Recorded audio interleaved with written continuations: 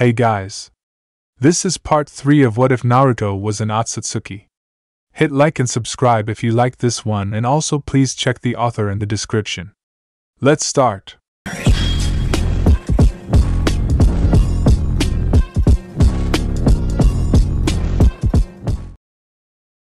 Chapter 8. Along a dirt road that cut through the vast forests of Fire Country, a cloaked man was walking with hesitance.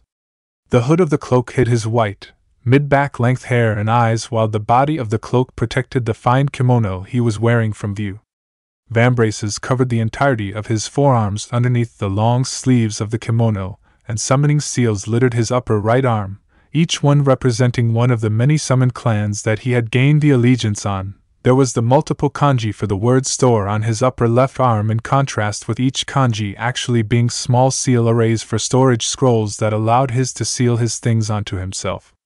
Naruto was walking down a dirt path through the land of fire with slight apprehension, though it was only noticeable to those trained in observation. The man was hesitant for several reasons, the most prominent being that he was unsure of what kind of greeting he would be receiving when he arrived at his destination. He had never been there before, but was told that he could visit whenever he pleased, but that didn't do anything to help his nerves. It had been over 15 years ago now, and Naruto was not sure that the offer was still open, but he had grown used to company during his talks with Shikaku, and 15 years without company was starting to wear on him. The fact was that, while the place he was going to wasn't the most ideal of places, it was the best option he felt he had at the moment, though that wasn't saying much.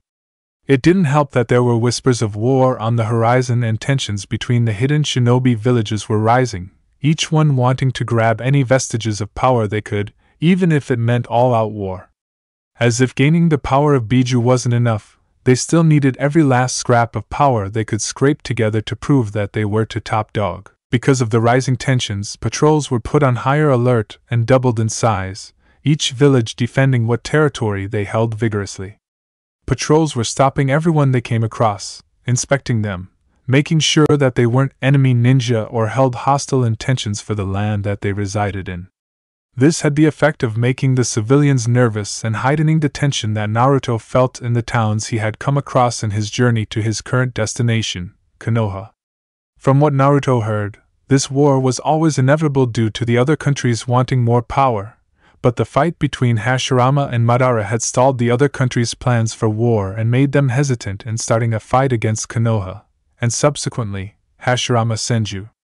The leftover carnage from the battle at the newly named Valley of the End had spooked the other nations, when their spies had reported back that what was once a lush forest was now a barren wasteland. Many of the nations were cowed. The other countries had backed off from the threat of war due to the threat they thought Hashirama was, though it wasn't him that had made the carnage that they saw. It was true that the Valley of the End looked horrible, a scar of the unforested land of Fire Country, but the carnage they saw wasn't just the remains of the battle between Senju and Uchiha, it was also the place where Naruto had let out all his sorrow, pain, anger, guilt, and remorse. A couple of days after that battle, Naruto had gone back to that site and simply let loose. He released all of his negative emotions into chakra-enhanced punches that he let launched at the ground, each one shattering a couple of kilometers of land, churning up soil and dirt everywhere. By the end of it, the battle site of Hashirama and Madara looked like both a tornado and an earthquake had torn through the area. It was that scene that was reported back to other hidden villages, causing their kages to back off their threats of war. Though it appears that the other nations were only waiting, biding their time until they thought Hashirama weak enough that they would be able to start a war without having to go up against the god of shinobi in his prime. Now that Hashirama was getting older, no longer continuously improving, the other villages were willing to take a risk and start war. The Shodai Hokage was now 40 years old, around the age where shinobi would start to retire. The white-haired man could only shake his head in disgust and disappointment at the kages for their lust for power. War hurts everybody in the end, and it is once it happens do people realize that. But by then it is too late, and none of the leaders who start the war are willing to say that they were wrong. Naruto could only pray that the rumors of war turned out to be just that, rumors. Naruto sighed as he kept his head down and his senses alert. He had simply flown over the border patrols in order to prevent them from searching for his weapons, so now he had to stay alert in case a patrol notices his tracks, or goes in this direction.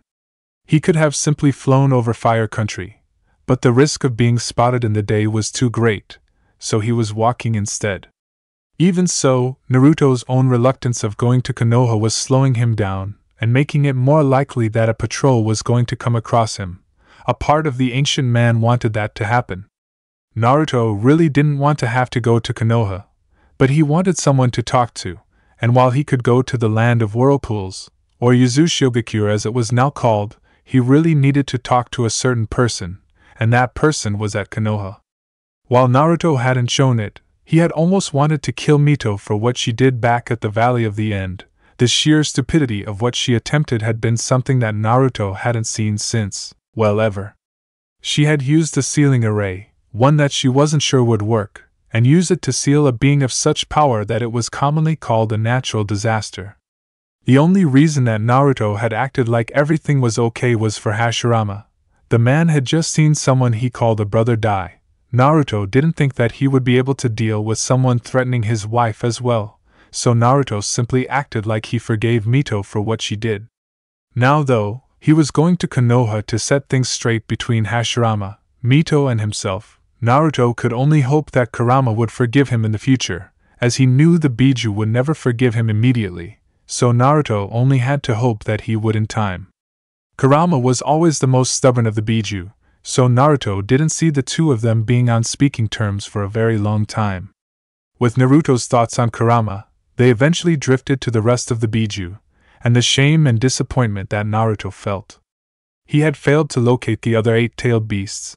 Whether they were hidden or Naruto was looking in the wrong place, he didn't know, but what he did know was that he couldn't sense their chakra. He occasionally felt flashes of it, but it was always gone before he could get a lock on it. The seals that held the Biju had stopped any of their chakra from leaking out, and the fact that they could be almost anywhere in the elemental nations didn't make Naruto's search any easier. Apparently the hidden villages were keeping their new toys stashed away somewhere secret. Now that time had passed though, the situation had become worse. From what scraps that Naruto could glean, all of the hidden villages that had Biju in their possession were using Fuinjutsu arrays that were similar to the ones that Hagoromo had used to seal the Jubi inside himself. This was what had Naruto worried. If the sealing arrays were similar, it meant the affects were similar, which means that with time, the host body will eventually start rely on the Biju chakra more than their own, making it harder for the Biju to be extracted. While Naruto was confident that he could extract the Biju from their host, it would be impossible for the host to survive. To make matters worse, during the extraction, both Biju and host would be in extreme pain. The pain would be similar to ripping off a part of the body, which essentially it would be. The host's body would be so used to the Biju chakra going through their chakra network that they would assume that it was a part of their body.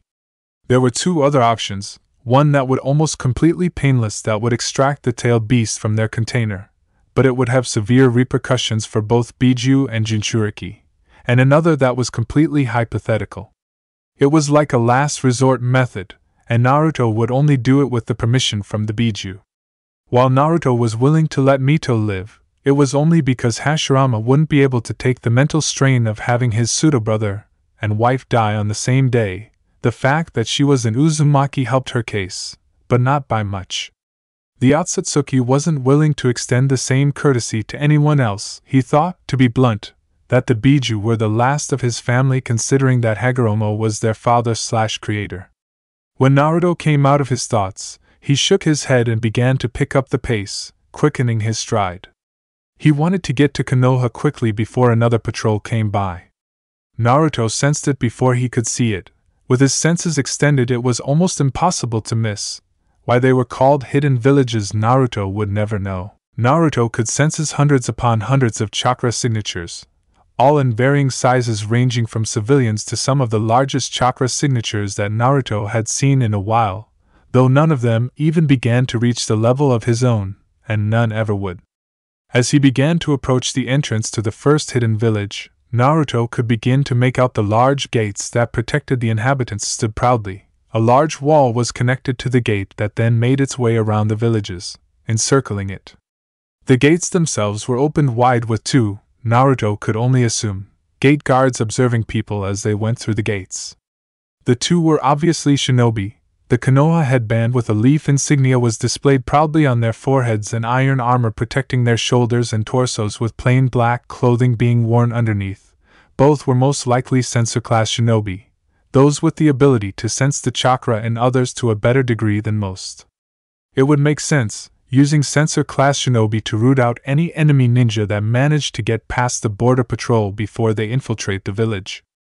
Naruto walked towards the gates without a hint of worry about being found out due to being able to suppress his chakra down to civilian levels, though he had placed his hood back up to prevent the shinobi from being able to see his eyes. They would certainly bring up unwanted questions since the Hyuga had moved into the village. As Naruto made his way to the gates, he could feel the eyes of the shinobi guards on him as he made his way through. Naruto could feel that they were wary of him, but his civilian chakra levels made them pass the wariness of as nothing. Whoever said that ninja were naturally suspicious was a liar. Naruto walked through Konoha at a sedated pace, taking in the sights and sounds. It wasn't every day that he got to go somewhere new. Being alive for 3 millennia can take the fun out of everything, so Naruto learned to try to get fun where he could. When he looked around, Naruto couldn't help but let a small smile come to his concealed face as he observed the, almost carefree, attitude of the civilians that littered the streets.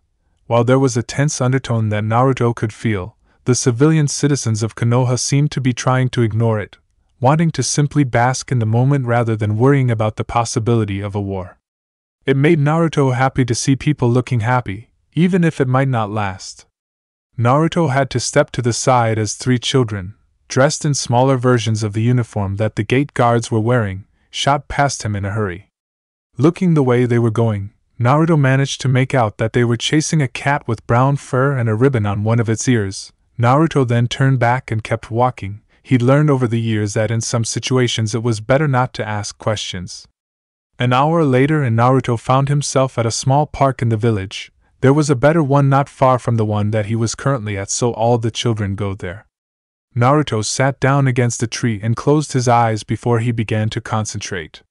What he was doing didn't involve much chakra, so Naruto could perform what he was trying to do without being detected, thankfully, otherwise he might had several shinobi on him. What Naruto was trying to do was contact Kurama. While it wasn't known, all Biju possessed a link with one another, and depending on how close each of them were to one another, both physically and emotionally, the strength of the link changes. At the very least, a Biju could telepathically communicate with another from a distance. With how emotionally close the two were limiting how far apart they could be before it failed. From what Naruto knew, if the Biju were close enough, emotionally at least, they could all travel to a shared mindscape where time traveled slower than real life. He had no idea if they could initiate it by just being in close proximity to each other, but it might be possible. What Naruto was trying to do was set up a telepathic connection with Kurama, as he wasn't close enough emotionally with the Ninetales to set up a shared mindscape. Naruto only had a guess about why he could do this with the Biju. He believed it was because he absorbed a bit of the Shinju's chakra when Hagoromo was sealing it inside himself.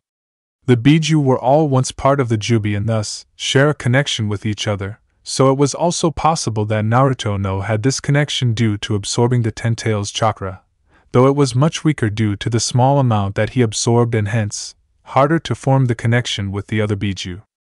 Naruto, unfortunately, couldn't use this method to find the other Biju as he didn't know where the Biju were in the first place. They could be hundreds of meters underground or kilometers away. If he could, he would have asked the Biju what they wanted to happen. Naruto wasn't as naive to think that all the Biju wanted to be free. While there was a slim chance, 1 or 2 tailed beasts might actually like being inside a jinchūriki. Naruto thought that all of the Biju would most likely kill him, or at least try, should he even think about it. Closing his eyes, Naruto extended his senses further, searching the whole of Konoha for an Uzumaki chakra signature. What he found surprised him. There were a lot of Uzumaki in Konoha. Naruto knew that Mito might have had kids with Hashirama, but there were a lot more than he thought would be here, around 20 or so. Shoving those thoughts to the back of his mind, Naruto went back to searching for Mito's chakra signature.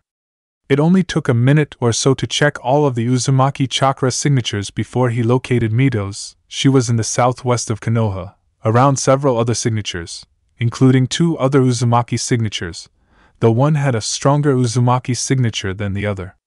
Concentrating on Mito's, Naruto sent a small stream of his own chakra towards her location to initiate the connection between himself and Kurama.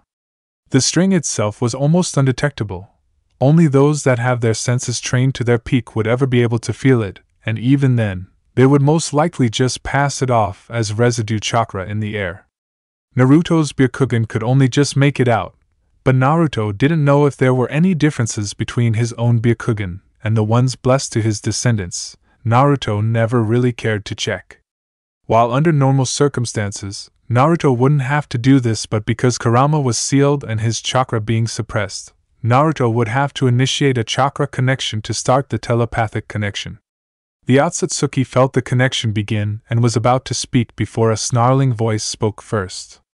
"You have a lot of nerve to speak to me after what you did, Otsutsuki," Kurama growled as soon as the connection was formed. The Nine Tails continued to release its pent-up anger at Naruto. "I thought you valued family more than anything. I thought you would do anything for family. So why in Kami's name didn't you save me?" Kurama yelled in rage at Naruto, covering up all the pain he felt over not being considered the man's family. While they hadn't had the best of relationships, Kurama had always secretly liked Naruto.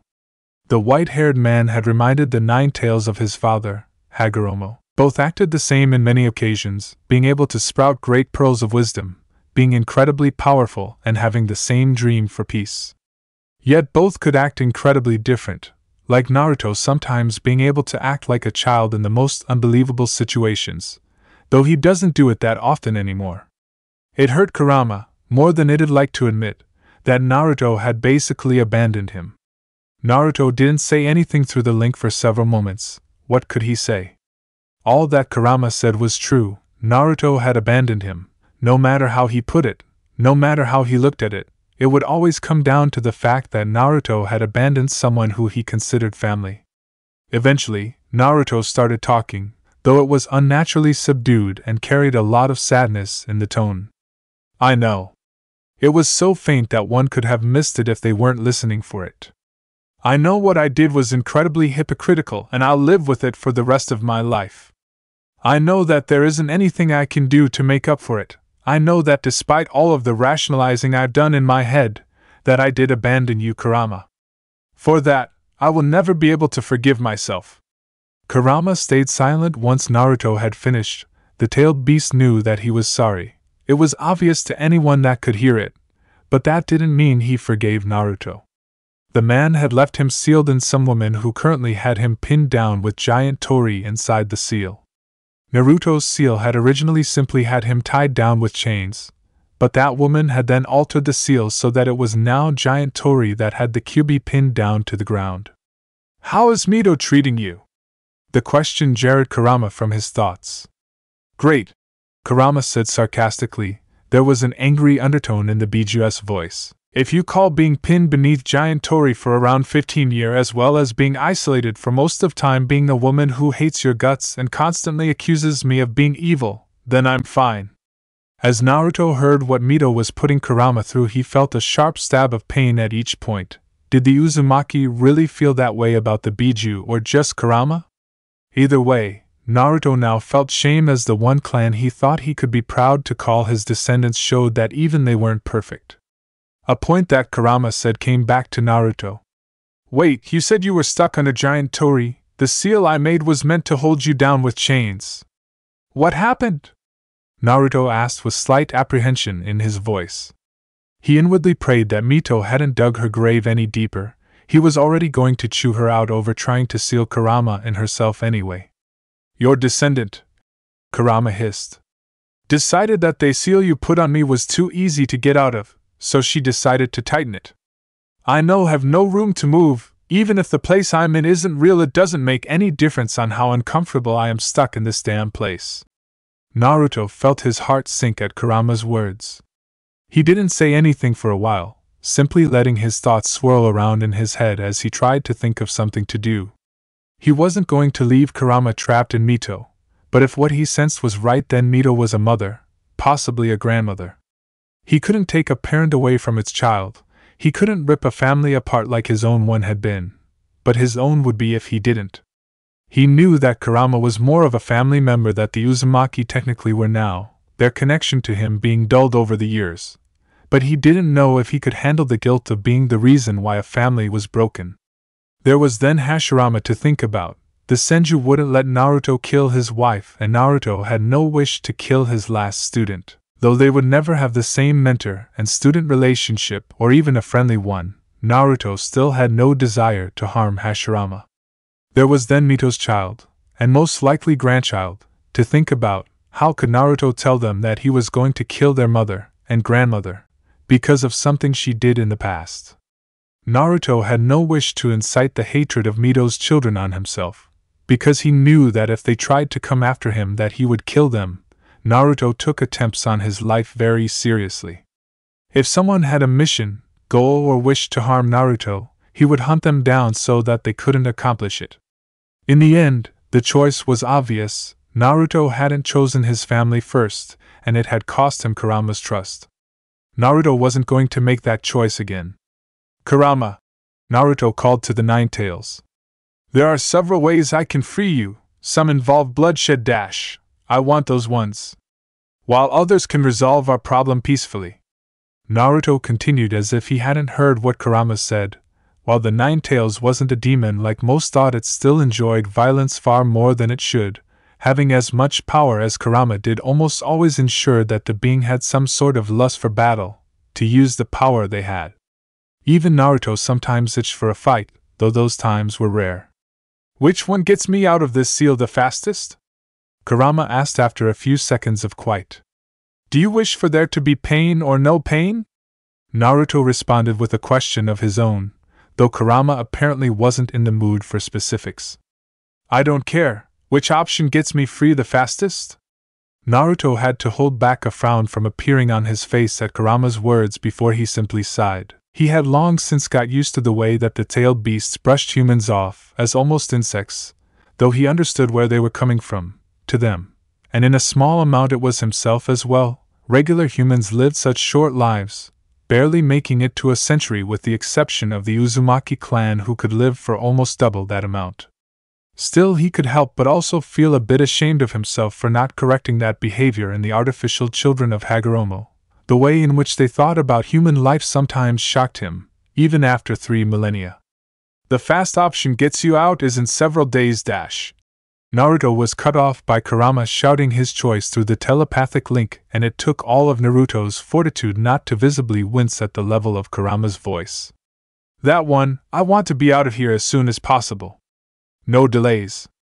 Kurama was about to continue showing his approval of the first option, but Naruto interrupted him.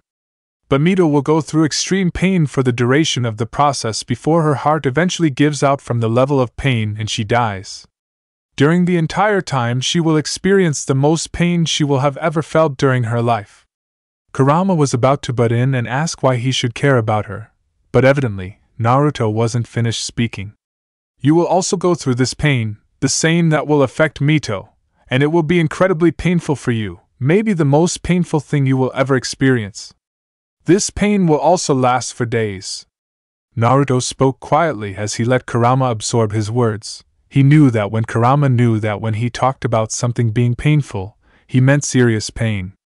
The kind of pain that leaves emotional scars on those that survive, and while technically Kurama didn't have a brain to get emotional scars, he did have a conscience and he liked it the way it was, not all scared. The nine-tailed demon fox gave a sigh before it asked Naruto another questions about the options. "How long would the least painful option take?" "I can be done within the day." Naruto could sense Kurama demanding to know why that option wasn't given first when he asked for the fastest way, so he continued talking as to not annoy the Biju. He knew that if Kurama actually wanted, he could cut off the mental link altogether. "But you wouldn't actually be free for a few years." "Explain," was the Biju's response. Naruto took a moment to calm himself. This wasn't one of the best options he could come up with, but it was the least painful. "I kill Mito." There was silence from both sides of the telepathic link as Kurama took in what Naruto had just said. When he felt like Kurama had enough time, Naruto continued. Powerful seals need chakra to power themselves, but more specifically they need flowing chakra that is constantly pushed through the array. If there isn't a constant flow of chakra, the seal will deactivate. This can have varied results. Naruto took a breath to steady calm himself again. Naruto didn't feel comfortable basically plotting someone's death unless they deserved it, and while Mito had done something bad, it hadn't left enough damage for him to plot her death. You, right now, are being held by a seal that is restraining your power and is being powered by the chakra in Mito's body, like water behind a dam. If I was to kill Mito, then her chakra would stop powering the seal and your chakra would come rushing out. Unfortunately, the sudden loss of a restraint will cause your chakra to explode outward with no direction. Much like your Baijidama, your chakra would be scattered. But you would reform in a few years as your conscious pulls your chakra back to a central point, and to you that time will probably feel like it only took seconds. Naruto was about to stop speaking but decided to add in one last point. Though Kurama, I do have another way we can do this. Kurama said nothing as he pondered over whether to listen to Naruto. He knew that what Naruto was going to suggest would be some sort of diplomatic approach. The nine-tailed fox knew that Mito had children and that Naruto was reluctant to split up families unless he had no choice. Kurama knew that the way that Naruto was going to suggest was the way that he could get out of this situation with the clearest conscience he could, and while part of Kurama was angry that Naruto was putting himself before Kurama, the Nine-Tails was calmed when he remembered that Naruto would be freeing him. It was just that the ancient man wanted to do this as clean as possible. Can't you just draw up some sort of counter-seal? The Biju grumbled. Something that would only open up the seal a little bit so that I could slip out. No, Naruto said instantly. Writing up a counter-seal for the one that Mito has would have the same effect as me extracting you from Mito. You are both still joined at a deeper level than you should be. If Mito had left the seal as it was and had not altered it, then yes, it would have been as simple as creating a counter-seal, but she didn't. The seal she used was similar to the one that Hagoromo and I used to seal the Jubi. It allows your chakra into her chakra coils, allowing her access to your power, though you can also affect her if she doesn't keep you locked up tight enough. The only real difference between the two is that the one Hagoromo used was able to seal more power and was tighter than the one you are currently restrained by. Kurama frowned at those words, before something Naruto said caught his attention. You just said that my chakra was in her coils, wouldn't that kill her? Kurama asked. Naruto mentally shook his head before responding. No, the amount inside her coils is minute. That small amount is meant to act as a rope that can pull more of your chakra from you into her body. She wouldn't be able to use much of it at first, but eventually she would gather up a resistance until she can use as much as she wants. Kurama growled at that. There was no way in the 13 levels of hell that anyone would gain control of his chakra. Kurama would do anything he could to prevent someone gaining control over him, even if it meant that he had to let Mito live. Kurama grumbled for several moments at the loss of bloodshed he would get to see. The Nine-Tails knew that any violence that involved Naruto usually had the habit of turning into a massacre, and walking up to the Senju compound saying that he was going to kill the wife of the Shodai was a good way to do it. While Naruto would say many times over that he preferred peace than violence, Kurama knew incredibly well that Naruto had an incredibly violent side. One that would only show itself when his loved ones were truly threatened, though it didn't come out anymore due to Naruto having no close mortal ties. The Biju were true immortals. They would never truly die, so Naruto would always hold that part back because he knew that the Biju would always be alive, no matter what.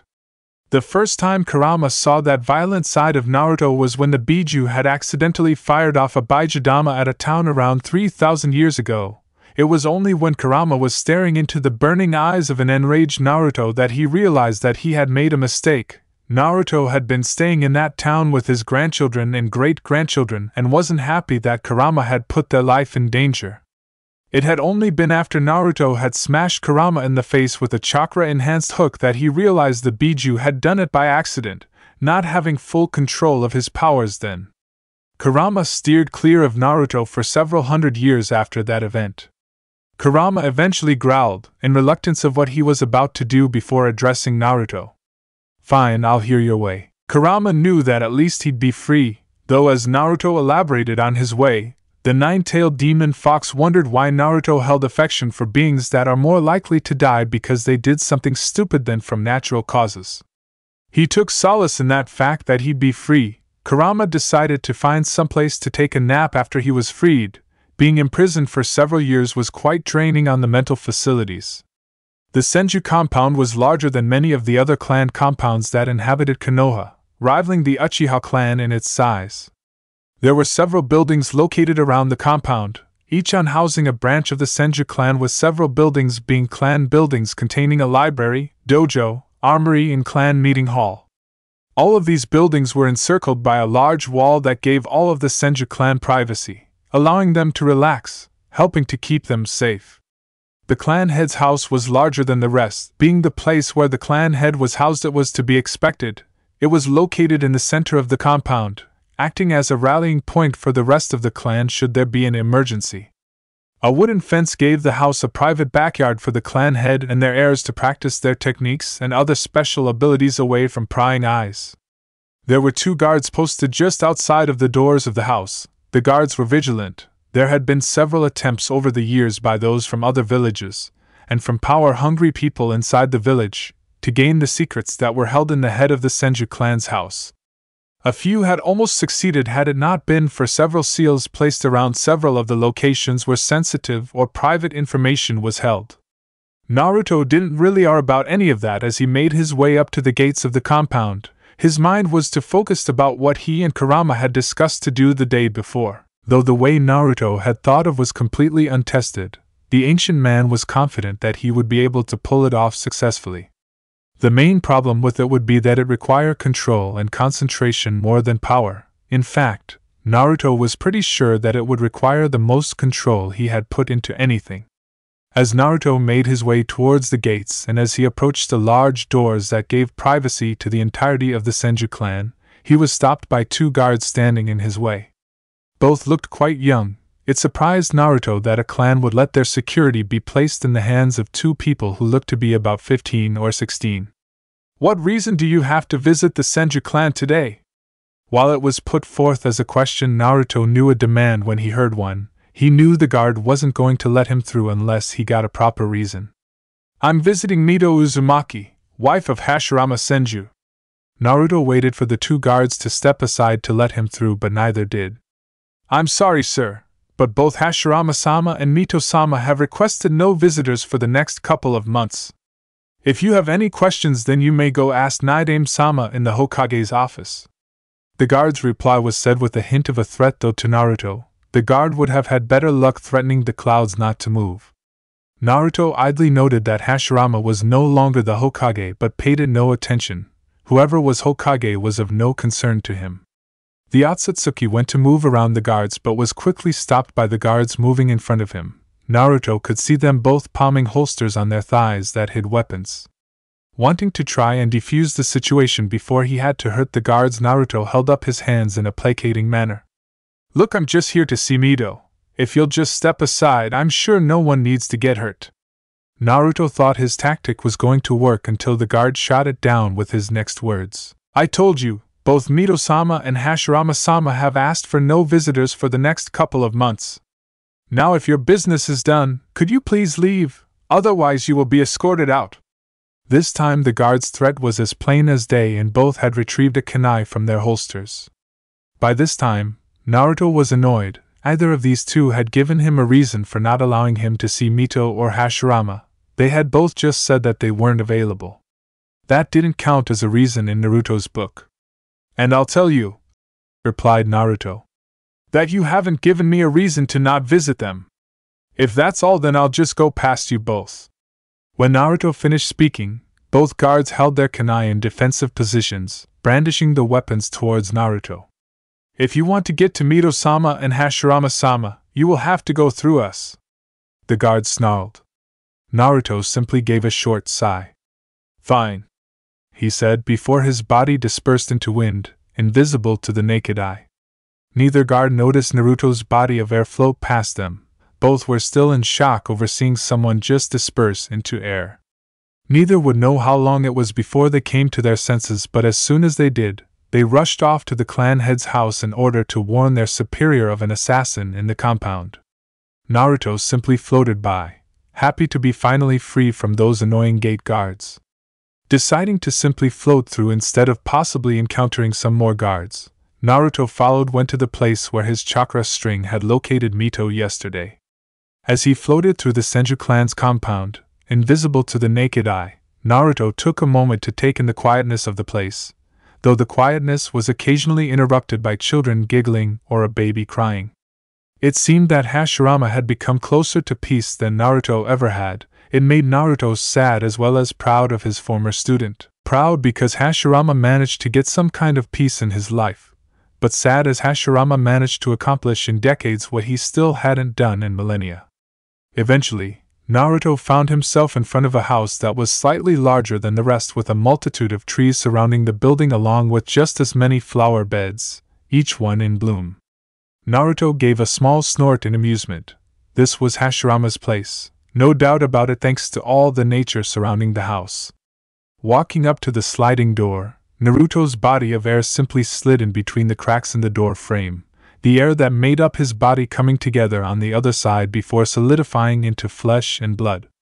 As soon as Naruto was sure that he was okay, he patted himself down before giving a small shudder.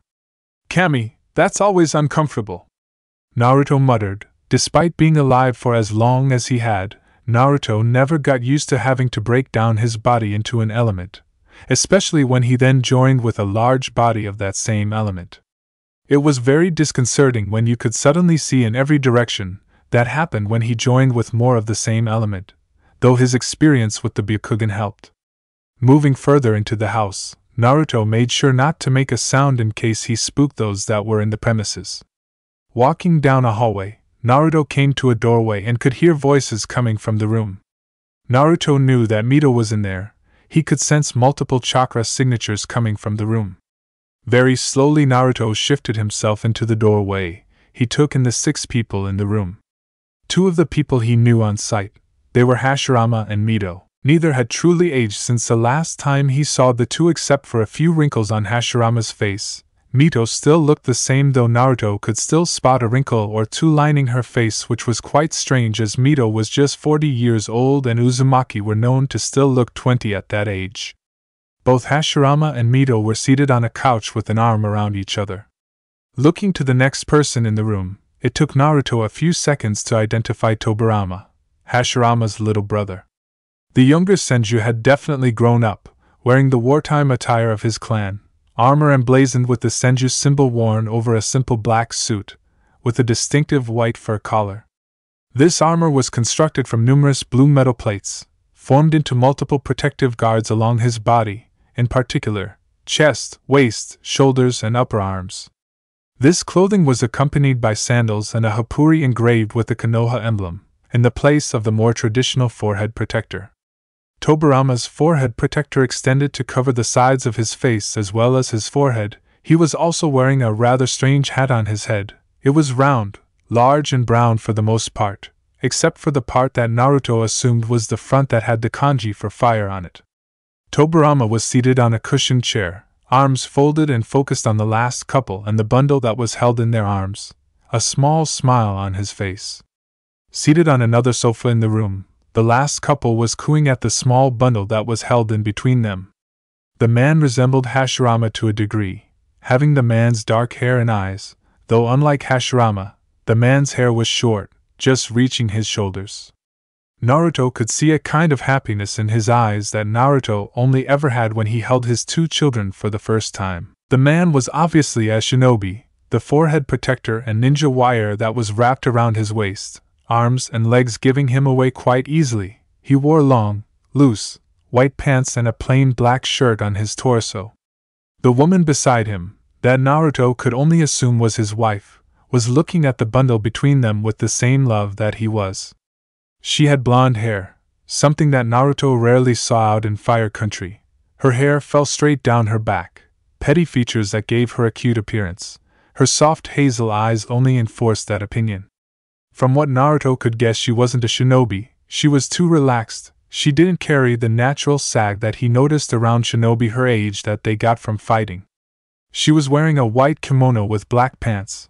Both were adorned with the Senju clan's symbol, marking her as one of them. Naruto then looked at the baby, wrapped up in pale blue blankets and looking up at her parents with a toothless grin. Naruto could tell that it was a girl.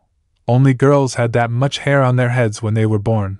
Males' hair takes much longer to grow. The blonde hair covered most of her head and her hazel eyes were solely focused on her parents, as she babbled nonsense. Just looking at her made Naruto want to have a child in his arms again. He still remembers how he felt when he first lifted Kazama into his arms. The love he felt for his first child was something that Naruto knew that he would never feel again. It was his first child.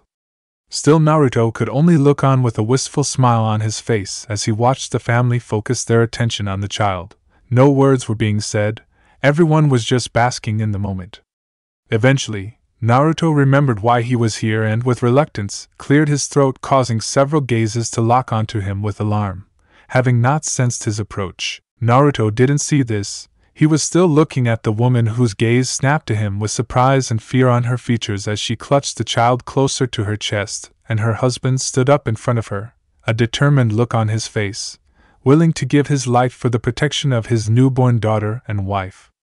Tobirama stood up and took up a defensive position while he was holding some sort of sword hilt. It might have looked innocent and harmless, but then so did Naruto's braces, and the ancient man had truly lost count over how many lives the hidden weapons had claimed since they were first forged. Hashirama and Mito also took up fighting stances as Naruto announced his presence, but they were noticeably slower than the other two shinobi in the room. Hashirama had a frown on his face as if he was thinking about something hard, while Mito had narrowed her eyes at Naruto. "Congratulations on your lovely daughter. You must be happy." Naruto spoke to the wife, who looked a bit startled at being addressed by the intruder. She said nothing in return though, as her husband stood in front of her view of the man. Her husband was slightly less pleased about having an intruder in the house. "Who are you?" This was demanded by her husband, whose eyes never wavered from the threat to his wife and child. He noted that the hooded man seemed quite relaxed. For what reason he couldn't say, but stance implied that the man either had extreme arrogance or was extremely confident in his skills. The man didn't answer him. Instead, he turned to Hashirama and spoke with a questioning voice that gave the impression that he had one eyebrow raised under his hood. "I thought you said that I would be welcome here? If what you said was false, then I can leave." At those words, Hashirama's eyes widened and he gave a smile before he leapt over the lounge and threw himself at the man, arms open wide, her a bear hug.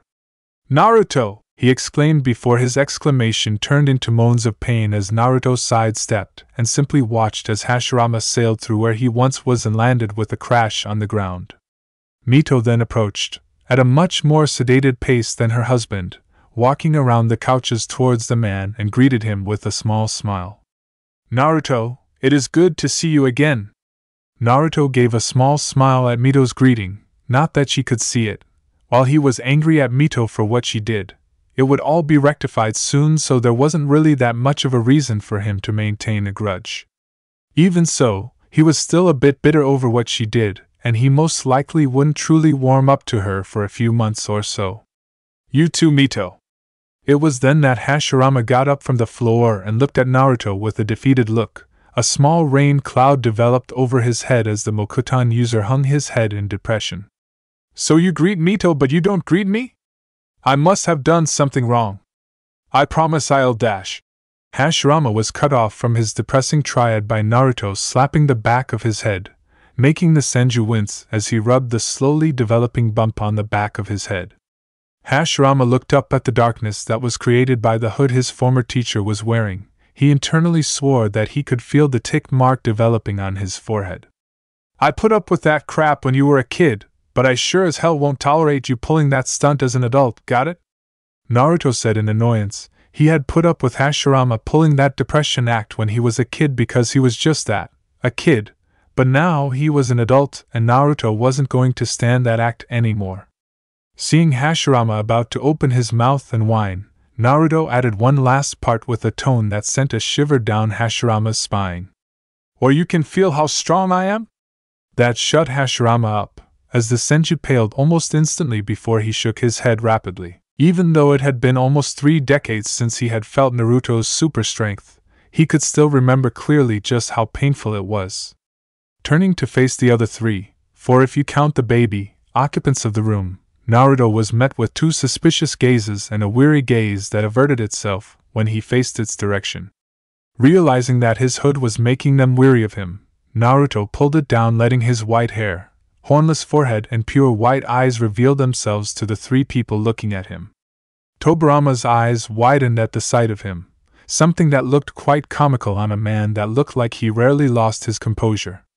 Tobirama then turned to Hashirama with a look that met his brother's eyes. The two then seemed to have a conversation with their eyes before Tobirama eyed Naruto and relaxed his stance slightly, though not completely. Naruto was the only one that caught the exchange between the 2 brothers. "Dad?" the husband asked. He was still tensed and keeping his gaze on Naruto. "Who is this and why is he here?"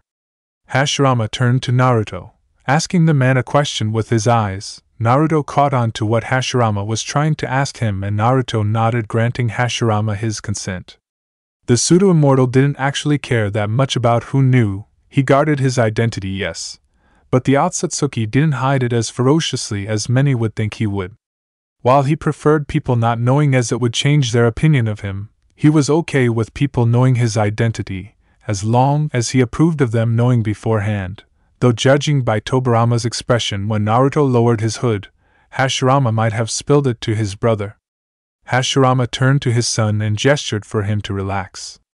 "It's okay, Haru. Naruto is a friend, and while his entrances leave something to desire, he isn't here to harm Miki or little Tsunade.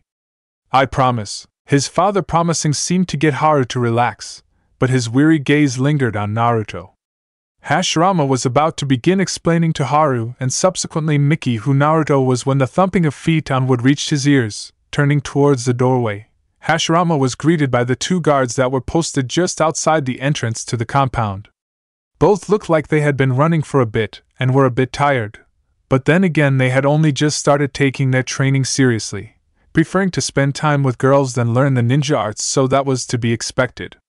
One of the 2 finally explained what they were doing in the clan head's home.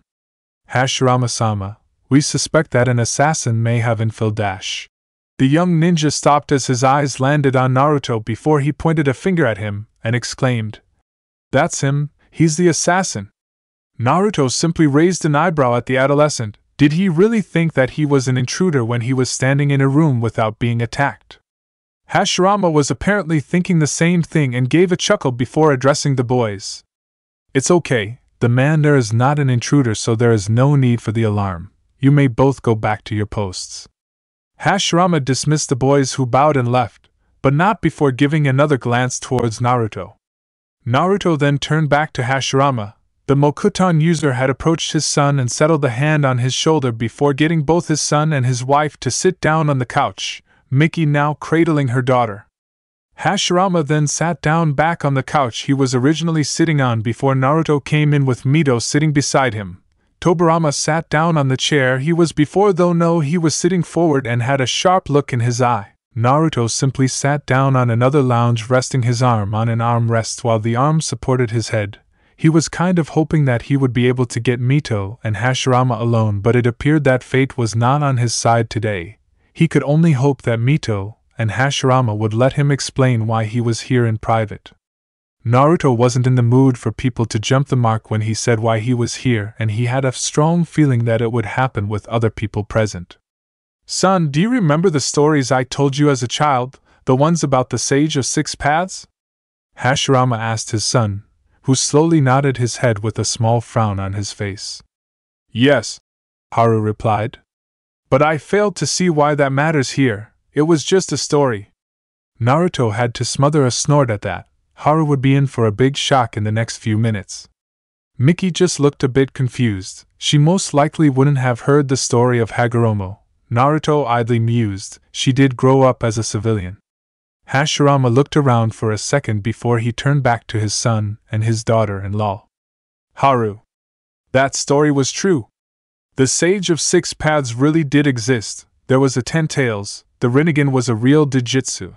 Everything in that story was true. Haru's eyes were open wide in shock, his mouth partly opened.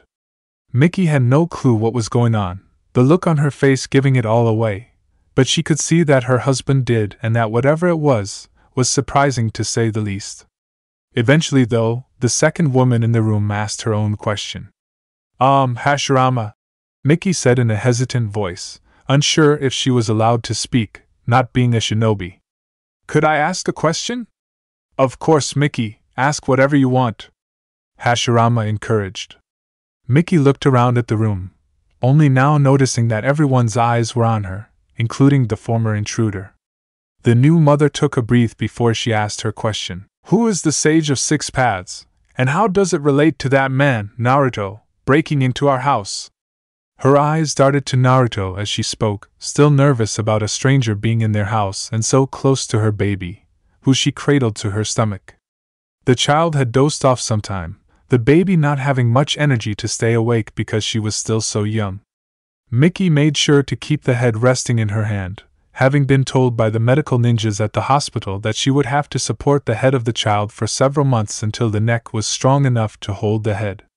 Oh, sorry, Miki, I forgot that you wouldn't know who the sage was, Hashirama said sheepishly. I'll explain how this relates to Naruto after.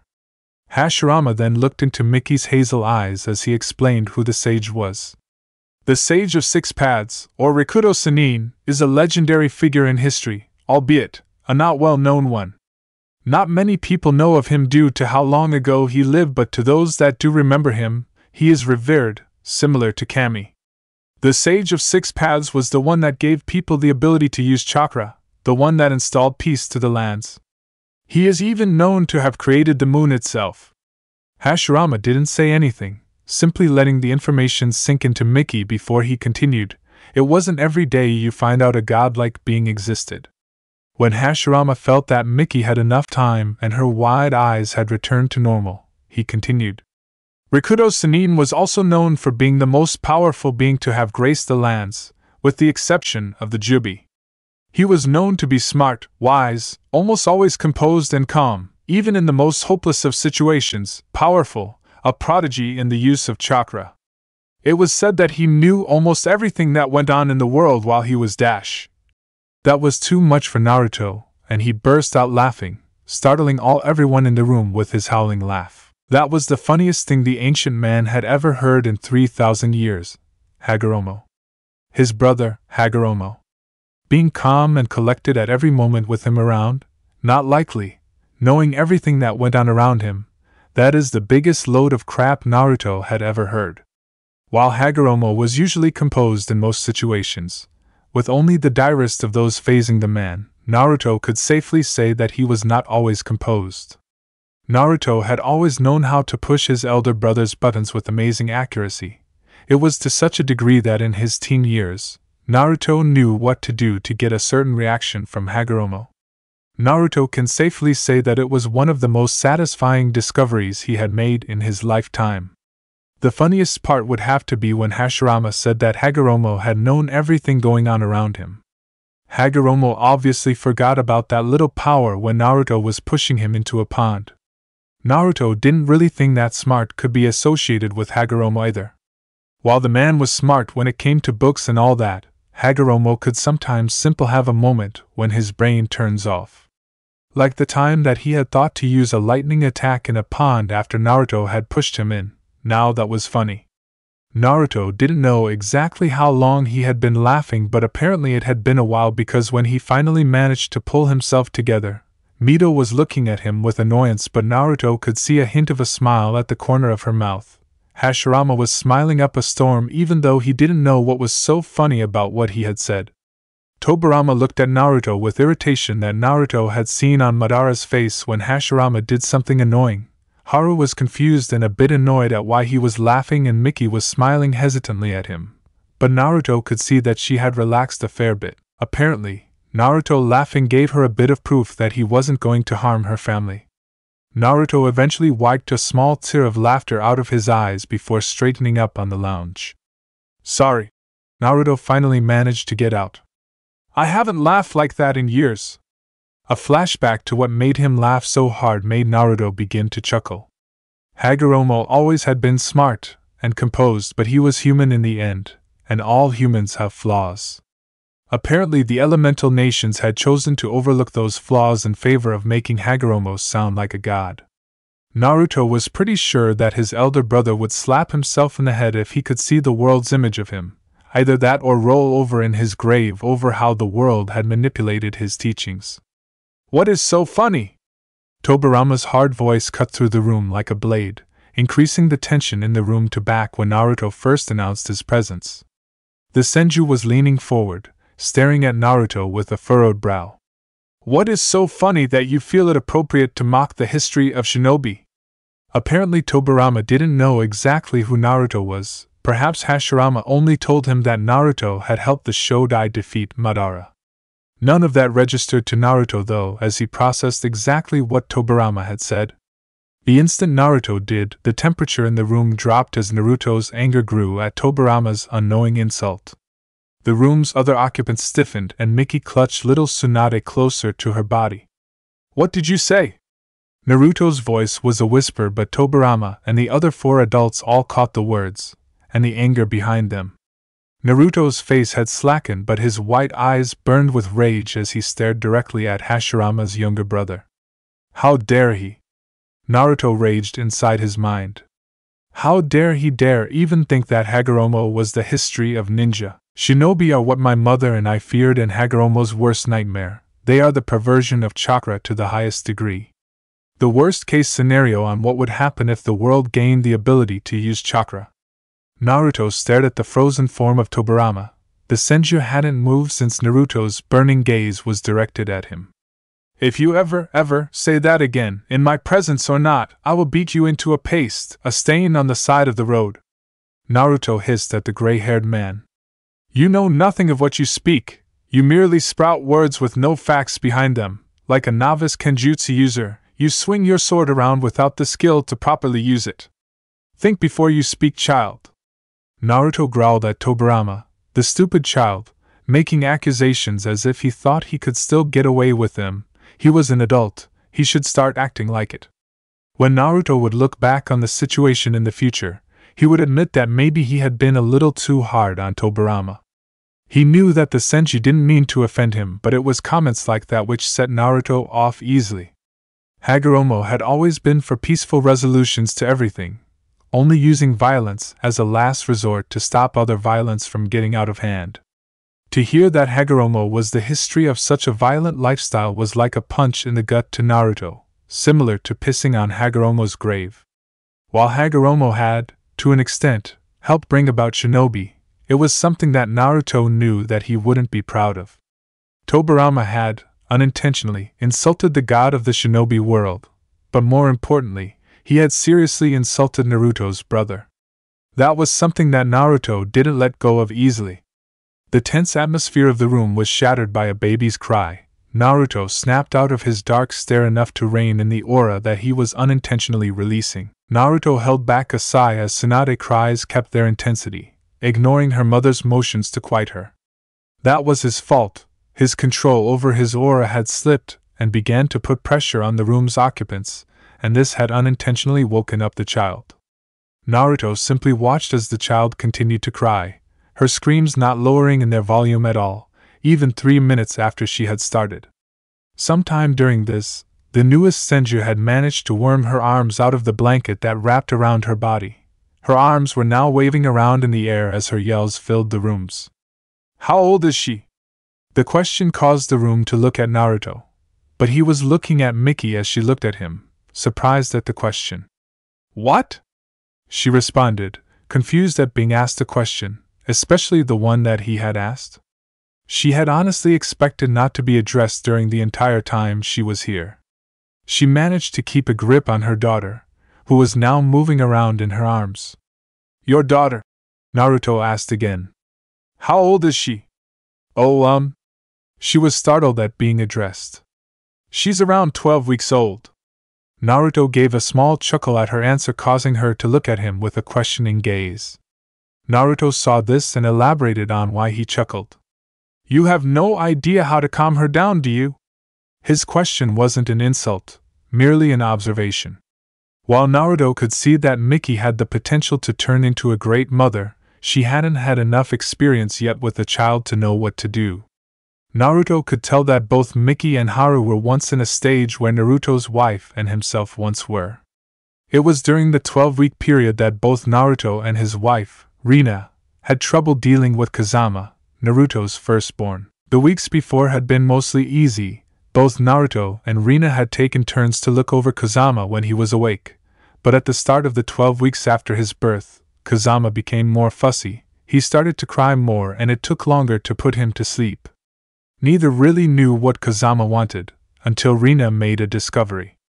It was around 14 weeks after Kazama had been born. Naruto, Rina and Kazama were outside the house. Rina was trying to calm Kazama down as the child was in another one of his crying fits while Naruto was simply doing something to entertain himself while Rina tried to get Kazama settled down. Both knew that another person wouldn't help things. Naruto was a few meters away, working on his control over the elements. It was something that he had always done, something that could help put him at ease. Naruto was simply going through the motions of controlling fire when he heard Kazama stop yelling and begin to laugh. Naruto stopped what he was doing and turned around wanting to see what had stopped Kazama from crying. When he did, Naruto's son immediately began fussing in Naruto's arms before he began to cry again. Naruto was about to go back and continue when his wife called out to him to continue. Though he was confused as to why she would ask for him to continue, he did so without question. The effect was immediate. Kazama started to giggle wave, clapping his hands, or at least trying to, while looking at the floating fire in the air. As it turned out, Kazama had witnessed Naruto performing his control practices before and like them, the bright colors attracted the baby's attention. Kazama's crying turned out to be the child's way of saying that they want to see the bright colors again, hence why nothing they did to soothe the crying worked. The reason that they hadn't had this problem before was that Kazama was beginning to remember more as he grew older, and with the baby's short memories, only things that stood out to the baby would be remembered. So the reason that Tsunade was crying was most likely because she wanted to see some pretty colors, as Kazama began to call it as grew older. No. Miki admitted with a small blush on her cheeks at not being able to figure out what was wrong with her child. She's just been crying for no reason and nothing makes her quite. We usually just let her tire herself out. She paused for a moment before she continued, though her voice told Naruto that she was a bit nervous. If her crying bothers you, then I can leave. It's okay, you don't have to leave, Naruto assured over the sound of a crying baby. Naruto then looked at Miki for a moment before turning to Hashirama. If you wish, I have a way to make her quiet down. Hashirama gave Naruto a smile before giving a hand gesture to Miki. It's her child. Naruto then looked over to Miki, who looked at the still crying Tsunade before slowly nodding towards Naruto. The man could see that she was nervous about letting a stranger near her child. To settle Miki's nerves, Naruto gave the woman a small smile. What I'm about to do doesn't require me to be near Tsunade, so you may continue to hold her, but it does require her to be able to see me. The woman calmed down when she was told that she wouldn't be handing her child over to a stranger, and angled the small child so that she could clearly see Naruto, though she still wasn't paying attention to anything, too busy screaming. Naruto then extended his hand, palm upwards, towards Tsunade, Miki and Haru, with the latter tensing up at the action, ingrained shinobi reflexes making him jump at the movement. The room then gasped as a small flame flickered to life in Naruto's palm, hovering just over the skin. Hashirama and Mito had seen Naruto manifest flames before, but it was quite different when you could sit down and watch as the flame appears over Naruto's palm, though the awe effect was lessened on the two. Little Tsunade kept crying for a few seconds after the flame was created before the child felt the slight heat on her skin. She quit crying for a moment to open her eyes to see what was making the heat. She was delighted to find the bright colors had returned. Finally, they'd come back. She wanted them to come back ever since she'd seen the man with longish hair shoot them out of his mouth. They were so pretty. She would have preferred more colors, but that was fine. She was just happy that the pretty colors were back. Tsunade giggled in delight as she watched the bright color wave and move across a stranger's palm, Reaching forwards, she tried to touch the colors but was pulled back by a hand around her small waist. Frowning slightly, Tsunade tried to reach for the flames again, only to be yanked back. Naruto watched with slight humor showing in his eyes as the baby kept reaching for the small flame dancing around his palm. It was incredibly cute whenever she was yanked back with a little pout on her face. With but a small thought and a flicker of chakra, Naruto shaped that flame into a small dragon that began to make its way around the room, hovering just over the heads of those seated. The child giggled in joy as she watched the dragon fly around the room. She started giggling even more when Naruto had it start to chase Hashirama around the room, shooting small streams of fire at the eldest Senju as he ran. With another thought, Naruto then had the dragon turn into blue. The flames changed from those of heat to those of cold. Hashirama certainly found it strange when instead of being licked by the heat of fire, it felt like the icy waters of a cold lake in the winter. With a yelp, the Hashirama picked up the pace in his speed, though still enough so that his granddaughter could still see it and laugh at her grandfather. With the smallest motion of his hand, Naruto changed the temperature of the small flame dragon again, making the flame have a heat similar to that of a warm room, and had it float over to Tsunade, who squealed with joy and motioned to grab the flame dragon. Miki looked like she was about to yell but stopped when her daughter didn't scream or cry out, but instead kept reaching for the dragon. Turning to Naruto, she saw that the man had a happy smile on his face while looking at Tsunade, which brought one to her own. Call it motherly instinct, but she now felt that she had a good enough read on Naruto to know that he would harm her child, and let Tsunade play with the flame apparition. Tsunade was still laughing minutes later, even after she realized that she couldn't touch it. She had fun waving her hands through the pretty colors and the warm feeling that engulfed her hands. But eventually, the small amount of energy she possessed was depleted, having not fully replenished from when she was last asleep. She started to slow down, her eyes became droopy, and she just drifted off to sleep in her mother's arms. Once her daughter was asleep, Miki cradled the infant's sleeping body towards her before she turned to Naruto with a small smile and asked the visitor something. You have had kids of your own? It was more of a statement than a question. Seeing how Naruto had interacted with Tsunade left no doubt in the woman's mind that he had children, or at least interacted with children a lot. She didn't see Mito and Hashirama look intently at Naruto, waiting to hear how he would respond. A smile appeared on Naruto's face. Yes, I've had children before, but that was a while ago. I haven't seen them in some time. This answer made Mito and Hashirama's eye wide and visible, confusing Haru and Tobirama about what would alert Hashirama and Mito about the former intruder having kids. Before they could ask, Hashirama had already asked a question of his own to Naruto. What were your kids' names, Naruto?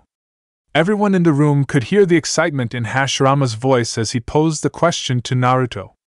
The man simply chuckled at Hashirama's excitement, easily picking out the reason as to why he wanted to know the names of his children, or more specifically their last names. He wanted to know if their, and by proxy his, descendants still lived by finding out if their clan was still alive. Naruto knew that Hashirama had no nefarious purposes for knowing, having known the man when he was a child, but even so, he didn't trust anyone that Hashirama might tell, nor did he trust the entire room as well. The possibility that Hashirama or one of the others in the room might tell someone and then word spreading was too great. Sorry Hashirama, but I'm not going to tell you the last names of my children, Naruto said, holding back a smirk that threatened to split his face, especially when Hashirama pouted at being found out. What is so important about his children, Hashirama? Tobirama intervened, not looking at Naruto. While the man had recovered from what Naruto had done to him, he still refused to look the man in question in the eye. Naruto felt a little bad when he figured this out, but that quickly died when what the man said came back to him. He shouldn't have talked about things that he didn't understand. Plus, insulting Naruto's memory of Hagoromo was a pretty good way to piss Naruto off. In fact, what is so important about this man? Tobirama continued. You still have yet to explain that. Hashirama looked around the room to Haru, who also nodded, showing that he wanted to know as well. To Senju then breathed a sigh. What at? Naruto couldn't tell. Do you remember how I was talking about the Sage of Six Paths? Hashirama asked to nobody particular. The question was most likely meant to be rhetorical, but Tobirama answered it anyway. Yes, your guest insulted him. The words weren't said with any venom, nor were they spat out in Naruto's direction, but Naruto could tell that Tobirama meant them as an insult. Naruto kept his silence, knowing that Tobirama would wish that the situation would be very different soon. Naruto was sure that he wasn't going to be buddies with Tobirama anytime soon. Hashirama coughed with his hand over his mouth when he heard Tobirama's words, silently wishing his brother could shut up and let him finish before he offended the brother of a legend any more than he already had. He knew that Tobirama wasn't usually like this. It was just that Tobirama saw Naruto as a threat to the village, and the guards didn't help the situation by proclaiming that Naruto was a potential assassin. Either way, he hoped that his brother and former mentor would reconcile. When Tobirama realized that Naruto wasn't a threat to the village, and Naruto realized that Tobirama was only reacting this way because he thought that Tobirama would harm the village. Yes, anyway. Hashirama was now trying to get through this explanation as quickly as possible before either Tobirama or Naruto tried to throw any more barbs in. He felt confident that Naruto wouldn't. A man having lived for over a millennia would have to have learned to brush off words, though Tobirama had already showed that he wasn't above using the snide comments. This only showed Hashirama that Tobirama felt intimidated by Naruto, which Hashirama could understand. Who wouldn't feel intimidated by Naruto? Not many people knew that Tobirama would resort to such comments, like the ones he threw at Naruto, when he felt afraid of something or was particularly weary. Though only Hashirama thought that it was a reaction that Tobirama had when he was afraid, Tobirama still denied they happened at all. The point I was trying to make was that the Sage of Six Paths was real, that he actually existed. Hashirama tried to steer the conversation back on track before it got out of hand. So what does this man have to do with the Sage of Six Paths being real? Haru asked his father, wanting to get to the point of this conversation. Hashirama took a deep breath before looking directly into his son's eyes. What most don't know about the Sage of Six Paths was that he had a brother. Naruto is that brother. No one said a word after Hashirama revealed who Naruto was, and simultaneously, the level of power that the man wielded. Haru simply stared at his father, eyes wide and mouth slightly agape as his brain tried to process what he had just heard, that someone with possibly untold power was sitting in the same room as him. Miki wasn't quite as overwhelmed as her husband, having not grown up hearing tales of the Sage of Six Paths but got the gist of what was going on. Tobirama, on the other hand, didn't know whether to scoff or have a mental breakdown. On one hand, this could all be tricked by his brother, something to wind him up, or an elaborate prank that Hashirama was playing on everyone. It wouldn't have been hard to believe. Hashirama had done it once before, making everyone believe that he had somehow ascended to immortality like many of the myths about the Sage of Six Paths speak of. He even somehow managed to create some sort of halo of light around him and even levitate slightly off the ground. Many of the Senju compound actually believed it, Tobirama included. That was until Mito came forward and slapped him across the back of the head, revealing that Hashirama had been using wires and a ceiling array to create light. Tobirama had never quite gotten over how easily he was fooled by Hashirama's stunt. On the other hand, Hashirama was more serious than Tobirama had seen him in a while. The fact that he trusted this Naruto character with his granddaughter immediately told Tobirama that Hashirama trusted the man to some extent. As well, that Hashirama looked genuinely surprised to see the man when he turned up also told Tobirama that Hashirama hadn't known that the man was coming to their house today.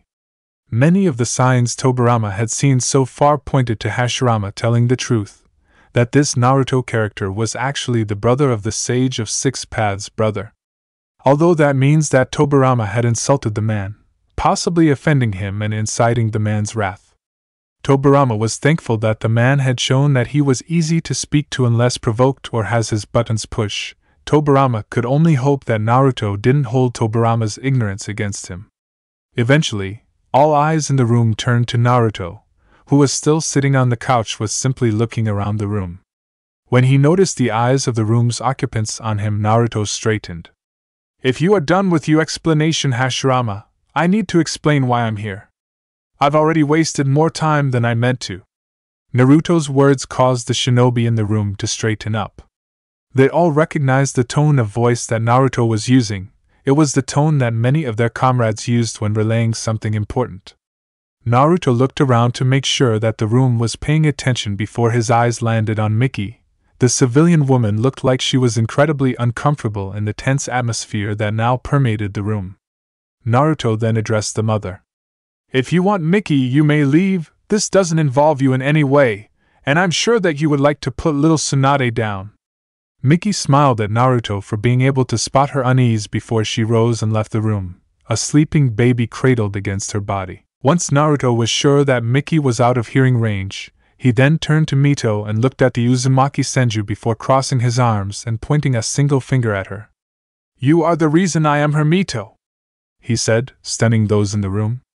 Naruto's voice held an accusation in it, and as far as the rest of the room knew, Mito hadn't done anything wrong. "You might not have known what you did was wrong, but you did it. That is why I am here. I am going to correct this." Tobirama, Haru, and Hashirama stiffened as Naruto said that he would correct what Mito had done, not liking the choice of words that he was using. Naruto immediately noticed this and let out a snort of amusement at the Senju males. "Relax, Mito will not die, so you can relax. Besides," Naruto's features sharpened and his gaze gained a piercing edge. "Do you honestly think that you could stop me if I tried?" There was a slight challenge in the tone towards the Senju males, but none were willing to take the bait. There was also the fact that the three of them knew that Naruto would be able to kill them. Sure, they might last several minutes, but all of them knew that they would eventually die. Hashirama knew this far better than Tobirama or Haru, having battled Naruto and seen how powerful the man was, though there was always a small part at the back of his mind that told him that Naruto wasn't fighting as hard as he could that day. "What did I do wrong?" Mito asked with slight nervousness, though she didn't think that she did anything wrong. I didn't help the fact that she might have offended Naruto and somehow incurred his wrath. Naruto stared at Mito intently before he spoke. "You sealed away the Kyuubi within yourself. When you did this, you trapped someone that I considered family." There was silence in the room as the three Senju and one Uzumaki tried to digest what Naruto just said. Mito finally recovered and stuttered out a question filled with disbelief. What?" she managed. "You consider the Kyuubi family? Is this some kind of a joke?" The astonishment and disbelief was almost visible in her voice, but Naruto's face remained blank of emotions. He simply stared at Mito. "No," Naruto said, his gaze locked with Mito's. "I consider the Kyuubi family, and I'm here to get him out of the seal that you currently have him trapped in." Naruto then gestured to Mito's stomach where the seal was located, prompting the Uzumaki woman to place a hand over it. This seemed to snap the Senju males out of their shock. "How do you plan to get the Kyuubi out?"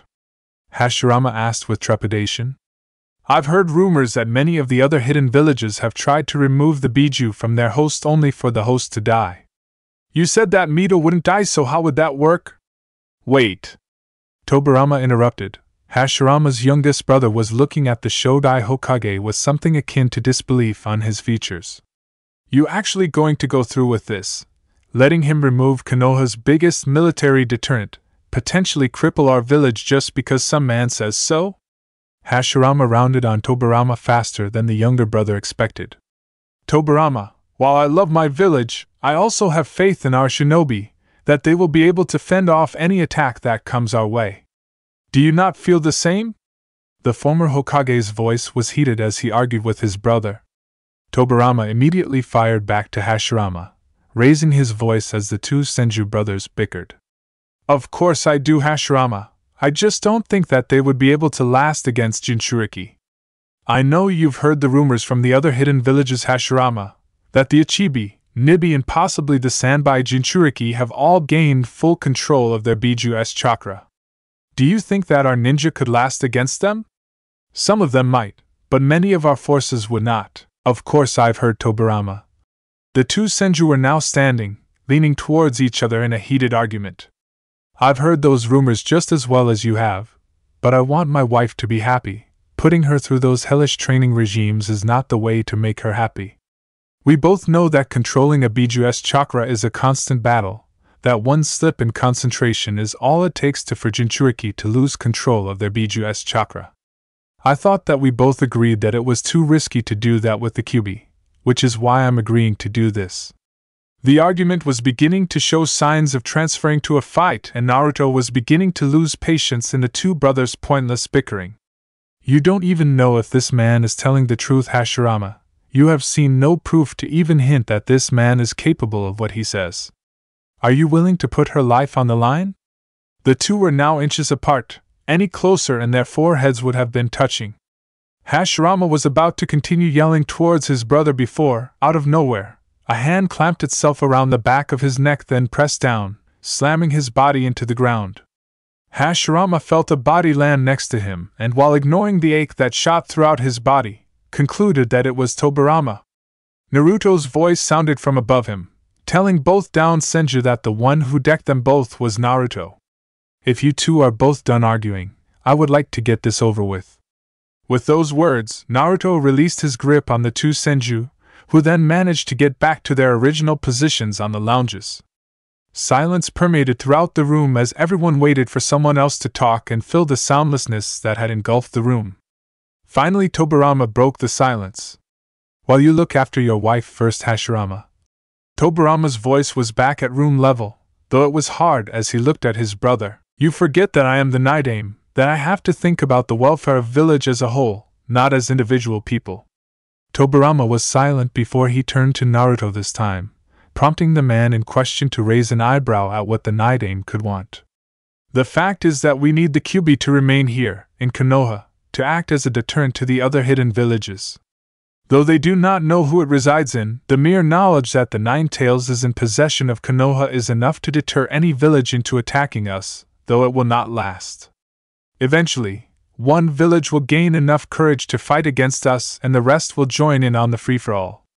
When we don't use the power of the Kyuubi to defend ourselves, the other hidden villages will take it as a sign of weakness and attack us in droves.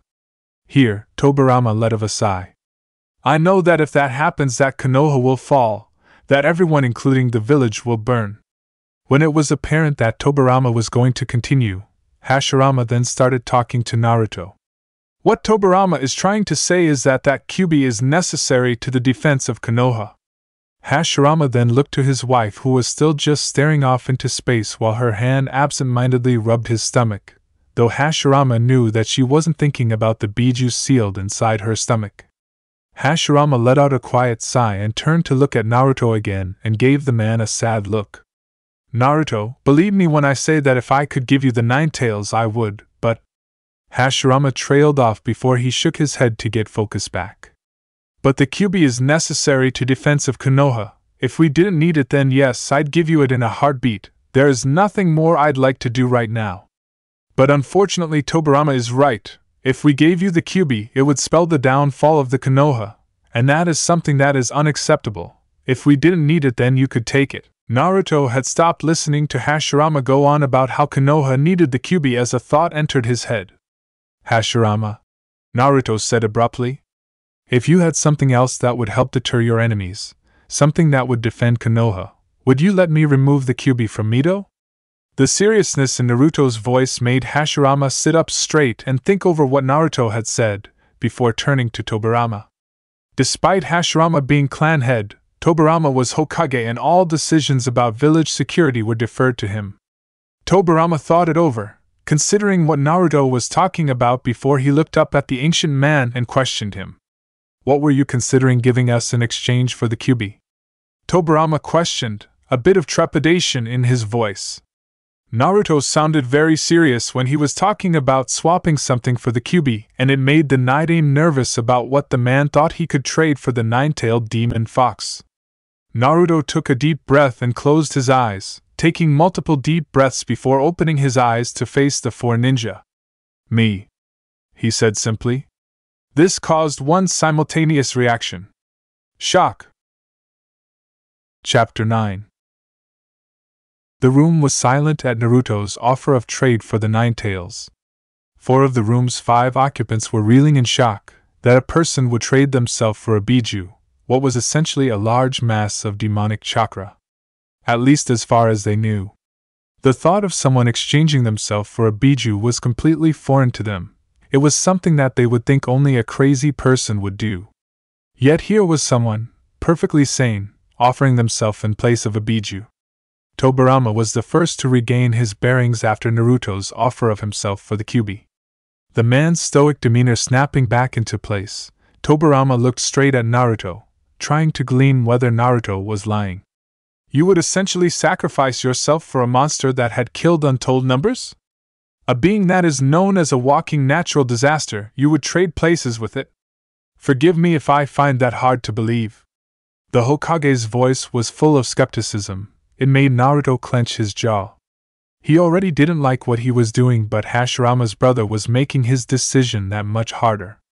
I would, Naruto responded. It was mostly my fault for what happened to the kyubi, and now I am here to make things right. If this is the price I must pay for rectifying my mistake, then so be it. Besides, humans and bijou aren't so different when you think about it. Naruto held out his hand to stop the vocal disagreement that he knew was coming, and spoke after lowering his hand. Do any of you feel remorse for stepping on an ant as you walk? Do you feel any different for the fly you squat when it annoys you? If you don't, then how can you expect a bijou to feel remorse for killing humans? Perhaps because we are sentient beings capable of words? Tobirama said sarcastically. Are you? Naruto countered. In my lifetime, I have rarely seen humans speak with the bijou as equals. It has always been with hate and scorn, or used to lure the bijou into traps. I once saw an entire village hold a festival to honor the bijou. It turned out to be a trap in order to lure one closer to the village so that could be ambushed. Naruto's mouth formed a smirk as he remembered that event. They got more than they bargained for when the Hachibi and Nanabi turned up. Tobirama scowled. And what about the times that the bijou have attacked without reasons? The Hachibi is a prime example of this.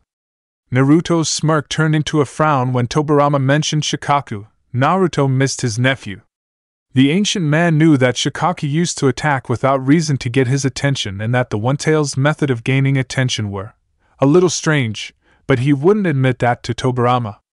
The bijou have been hunted by humans for millennia. Do you really expect that they wouldn't have started to attack humans on sight? The scowl on Tobirama's face increased. Naruto idly noted that it seemed to fit his face. What about at the Valley of the End? Hashirama told me that the kyubi attacked you when it had possessed Mito?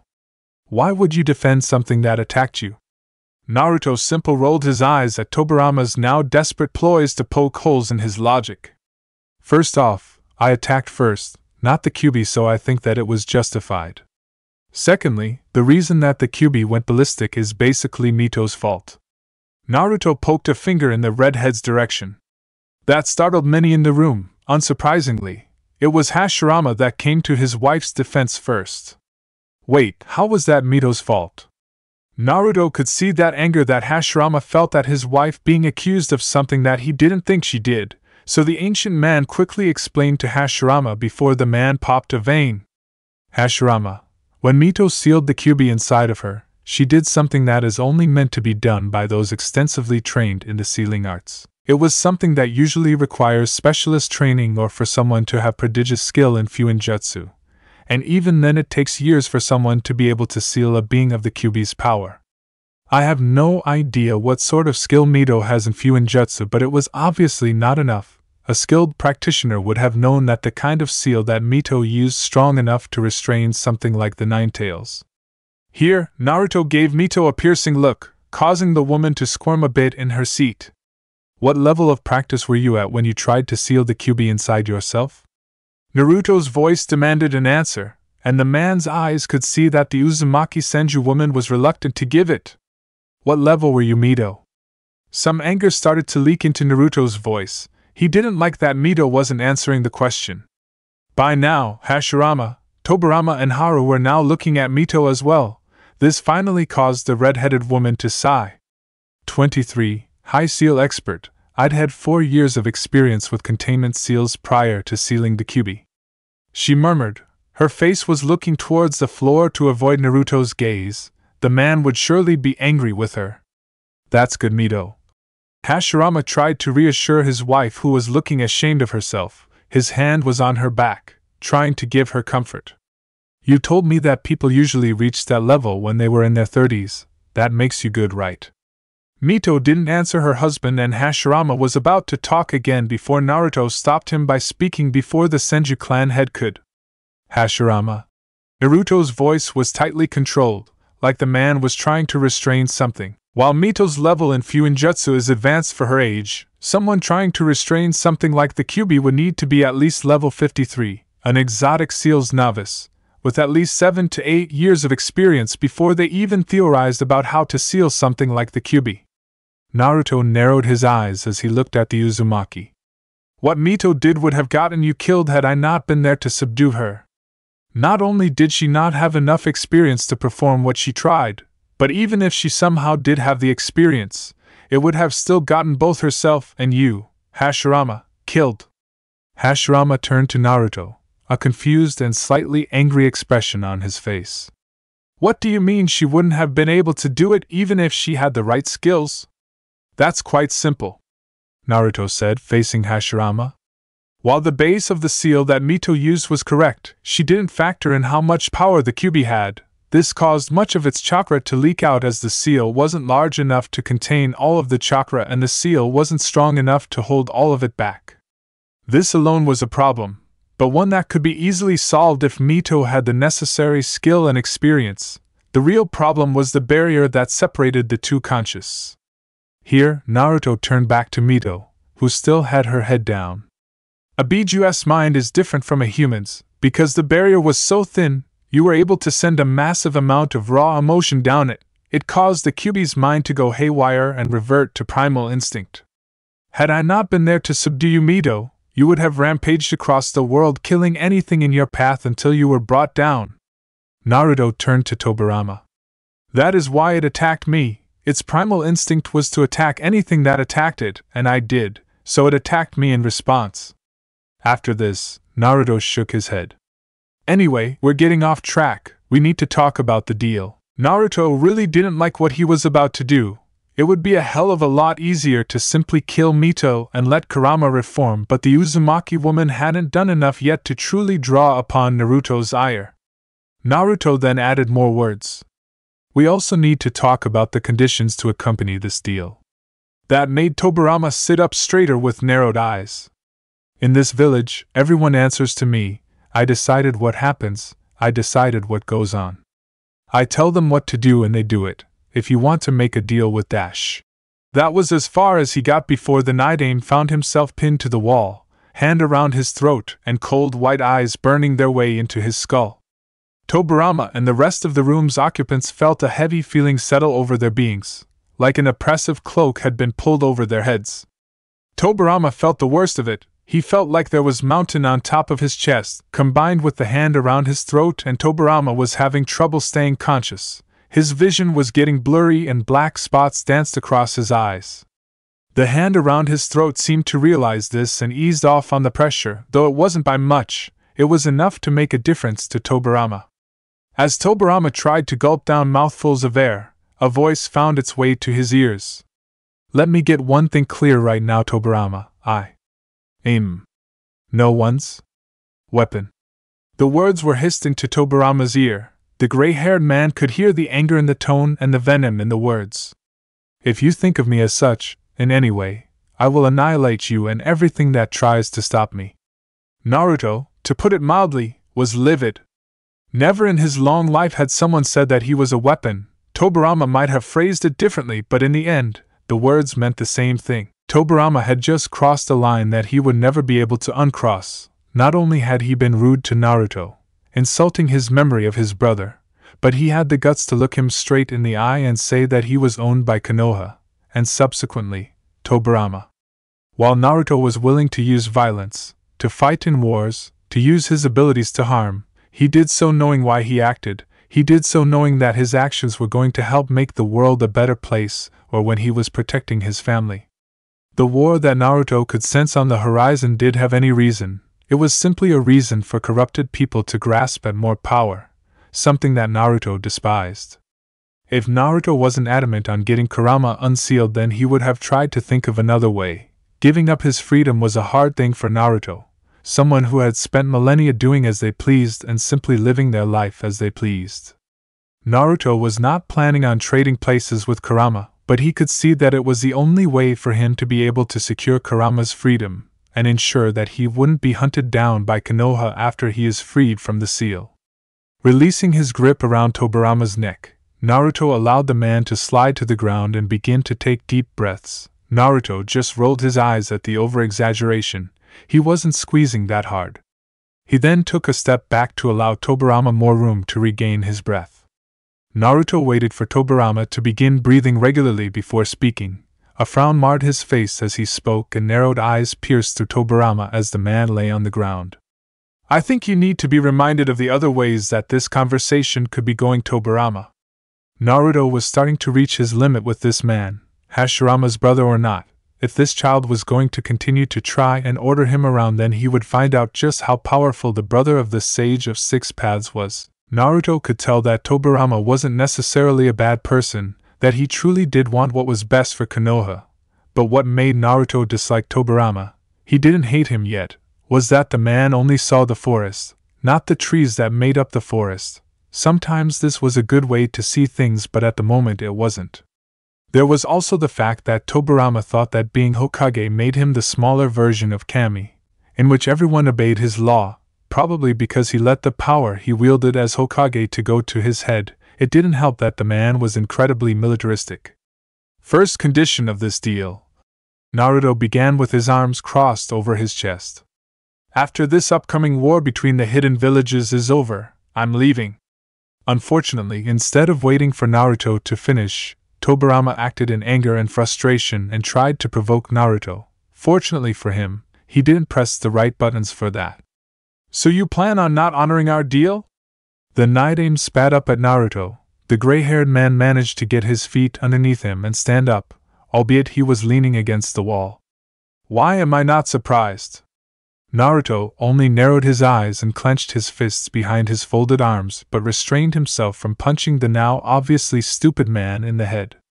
My power will be sufficient enough to repel any attack that target Konoha, more so than the Nine Tails ever could, so I believe that you should just shut up and take what you can get. If I wanted to, I could have simply taken Mito and forcefully extract the Kyuubi that way, so I suggest that you let me talk because you're lucky I don't take the Kyuubi and leave. Naruto waited for Tobirama to speak, but the second Hokage had apparently learned his lesson and kept his mouth shut. Good, the second rule is that Konoha makes no attempt to recapture the Kyuubi after it is released. This would be the hardest rule for Naruto to keep intact. The Otsutsuki knew that Kurama wouldn't want to be around him for a while after he was released, and it would be hard to keep the Nine Tails safe if he didn't want him around. He could only drop in every year or so and make sure that Kurama was okay and pray that the Biju knew how to lay low. Third rule. Naruto continued. I will only be ordered to attack in the defense of Konoha, not for anything more.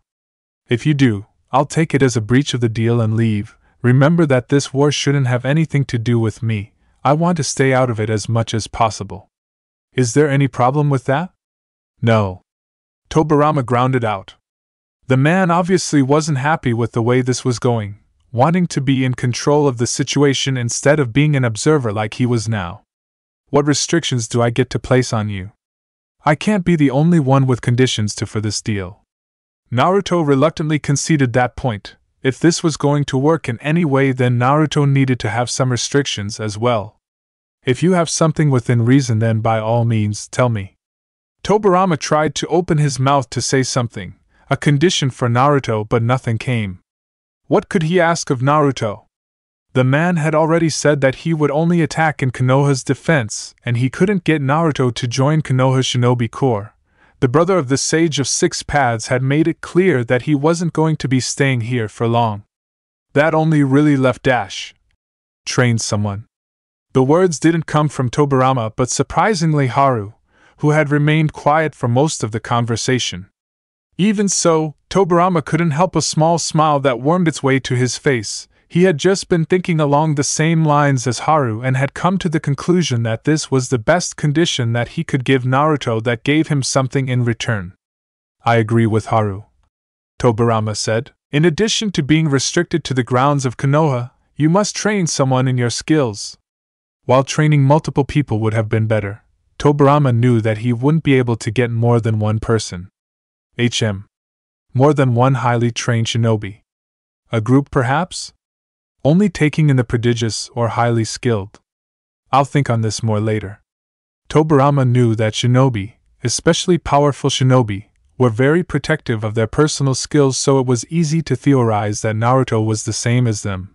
Perhaps he was even more protective considering how powerful the man is, if Hashirama's reports on his powers were to be believed. Though Tobirama knew that those reports were truthful, having sensed the man's power when Naruto had released his hand from his neck. When Tobirama slumped to the floor, he used his contact with the ground to sense the man's chakra. Tobirama could safely say that Naruto had the most chakra he had ever felt, Biju included. Naruto quite annoyed at this turn of events. He hadn't anticipated the possibility that Tobirama would make him transfer some of his skills to someone else. Though Naruto didn't actually have much he could teach, as most of his abilities were similar to today's Kekkei Genkai, and therefore couldn't be taught to anyone unless they already had the ability. Though that still left his enhanced strength, his healing ability, few ninjutsu skills, taijutsu skills, what little genjutsu he knew, and possibly his chakra constructs, though Naruto was not sure if this was a bloodline or not. I will train someone. Naruto relented. He knew he would have to agree to a condition. In one of my skills. It didn't mean that he would agree so easily. Seeing Tobirama frowning, Naruto prevented a fight by giving Tobirama more ground. Then, but you can't force me to teach at a certain pace. I'll teach at the rate that I think that the student can handle. I also get to choose what I teach them. Tobirama narrowed his eyes at Naruto, thinking the man was going to try and teach his soon-to-be student nothing, but the man quickly waved off Tobirama's worries. I get to choose what I teach them because I know what abilities I can teach and which ones are unique to me. I'm not going to place all my abilities on the table so you can pick and choose which ones you want your student to learn. Tobirama finally gave a nod of agreement, and both men then moved back to lounge area and sat down on their original spots, much of tension in the room draining out with the deal's conditions finally being solidified. However, there was still a kind of tension between Naruto and the second Hokage that remained, but it was no longer the kind of tension that appeared when two enemies were in the room, more like when it was two people who didn't like each other that much. The room remained silent for several minutes as everyone tried to relax and let the rest of the tension naturally leave the room, but that was until Naruto asked a question to Tobirama that hadn't really occurred to the Night Aim. So who do I train, when do we begin, and when do I stop? That brought Tobirama up short. He hadn't really given any thought as to who Naruto would train. His first thoughts went to Hiruzen, one of his pupils and the one that was being groomed to be Hokage in Tobirama's place, but he instantly tossed that idea aside. Hiruzen was part of a team, and special training might create jealousy between him and his teammates. It was already bad enough with all the attention Tobirama and Hashirama paid the young Sarutobi. Other than Hiruzen, Tobirama didn't really know anyone else in the village that stood out. There were several highly skilled ninja in the shinobi corps, but no one that stood out in Tobirama's eyes that would constantly improve the skills taught to them by Naruto. Both himself and Hashirama were too old to be taught anything at their age. Both of them were beginning to near the period where instead of training to improve, they would train to simply keep their skills at the same level. That only left the younger generation, someone who Tobirama knew had the potential to be a great shinobi, someone that Tobirama had faith in. None really came to mind. It was quite hard to tell potential shinobi in children. It was usually easier as they grew up. But with the younger ones, those below 5, it was like finding a needle in a haystack. He also needed someone that could use the skills that Naruto would teach them, or could be molded to use them. There was no point in getting Naruto to teach a medic nin only to find out that the medic nin wouldn't or would rarely use the skills they were taught. Tobirama had to choose this person wisely, as either Naruto would promise them to never share the skills Naruto taught them, or the shinobi would become protective of them, like the well-known shinobi become possessive of their signature jutsus. Tobirama was so wrapped up in his decision on who to choose for Naruto's student that he almost missed the grin that appeared of Hashirama's face. Looking at his brother, Tobirama immediately questioned him on why he was smiling. What? Why are you smiling like that? Hashirama kept the grin and said a single word. Tsunade. What? Tobirama questioned. What does your granddaughter have to do with this? Naruto will teach Tsunade. Hashirama said it as if it was obvious. It took Tobirama a second to process what Hashirama had actually said. What? Tobirama said incredulously. Hashirama, I can understand that you have trust in Naruto, but putting your granddaughter's training in the hands of Naruto is too much. Besides, what would the rest of the clan think? Putting the training of an heiress in the hands of a foreigner is not something that many will like. I agree.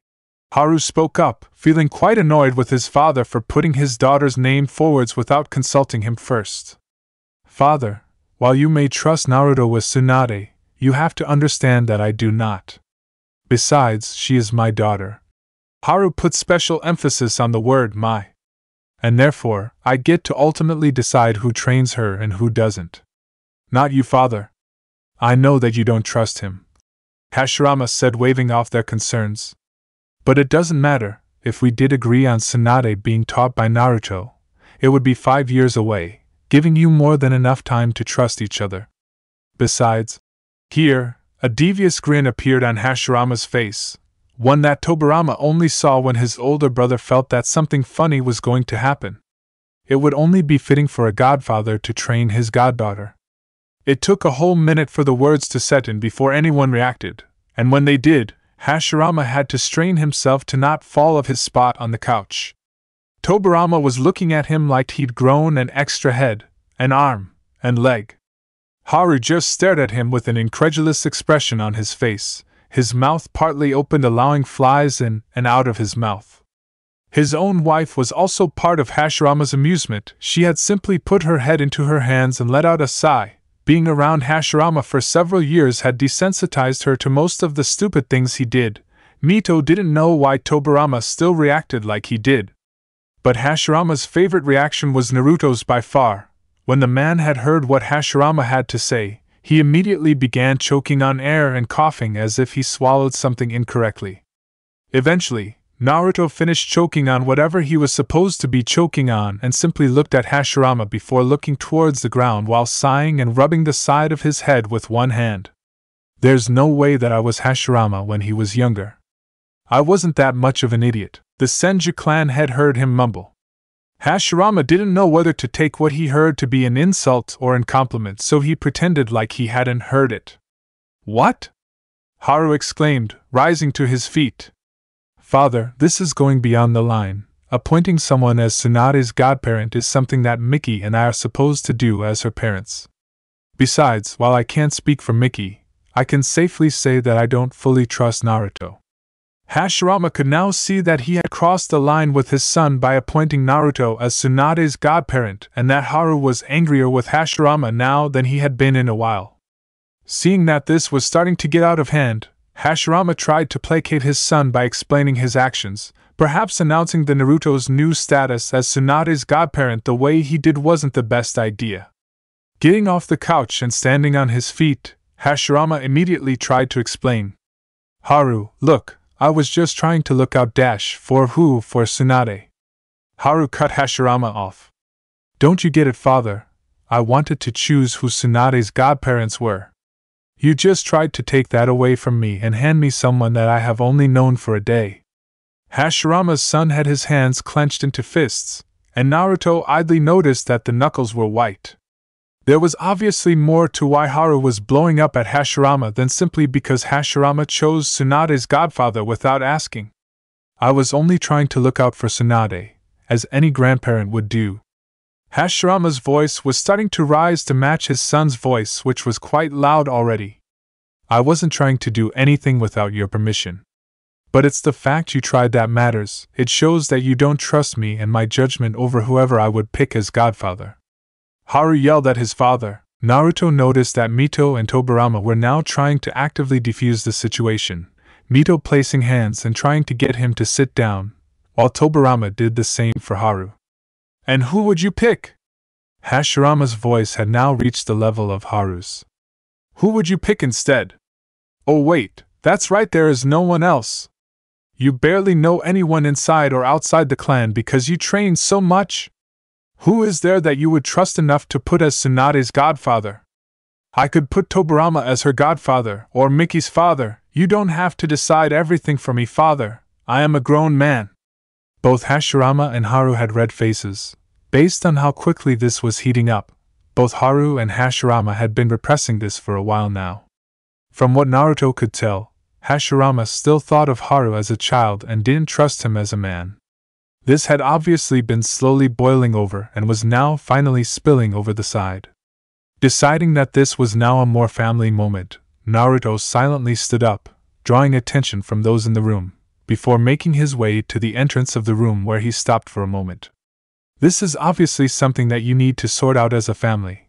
I'll be back tomorrow to remove the Kyuubi from Mito. With that, Naruto left, quickly making his way out of Clan Head House. Even as he made his way from the building, Naruto could hear heated whispers coming through from the thin walls. Naruto simply shook his head and quickened his pace, wanting to get out of range of the voices. Once again walking through the streets of Konoha, Naruto could not help but let a small smile appear on his face as he watched people walk the streets as if nothing was wrong with the world. He saw people casually chatting on the side of the road, parents walking down the street in order to get to the markets with children by their side. Some of the children were dragging their parents. All the while Naruto could spot ninjas stalking the rooftops, many of them traveling to other places while others leaped from building to building at a more casual pace. It was quite refreshing being able to see people relax out in the open, something Naruto rarely saw in the elemental nations.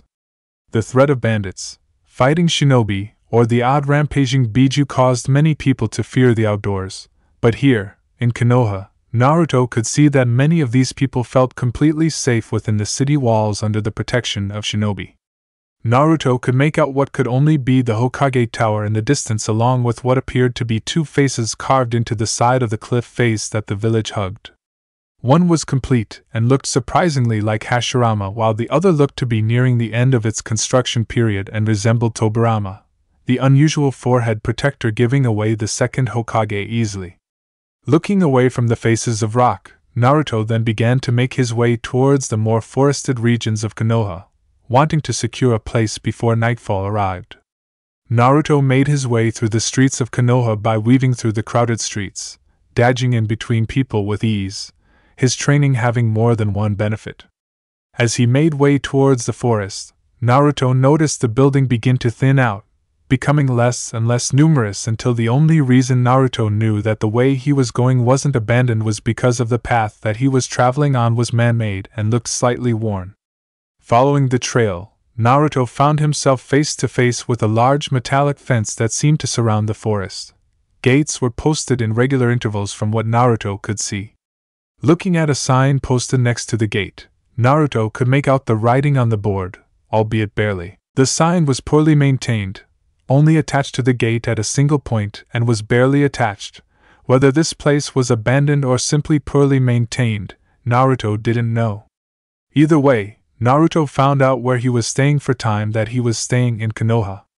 Naruto hadn't actually slept on a bed in several hundred years, having found that using his Mokuton abilities that he could force grass to grow at an incredible rate and could control what kind of grass grew.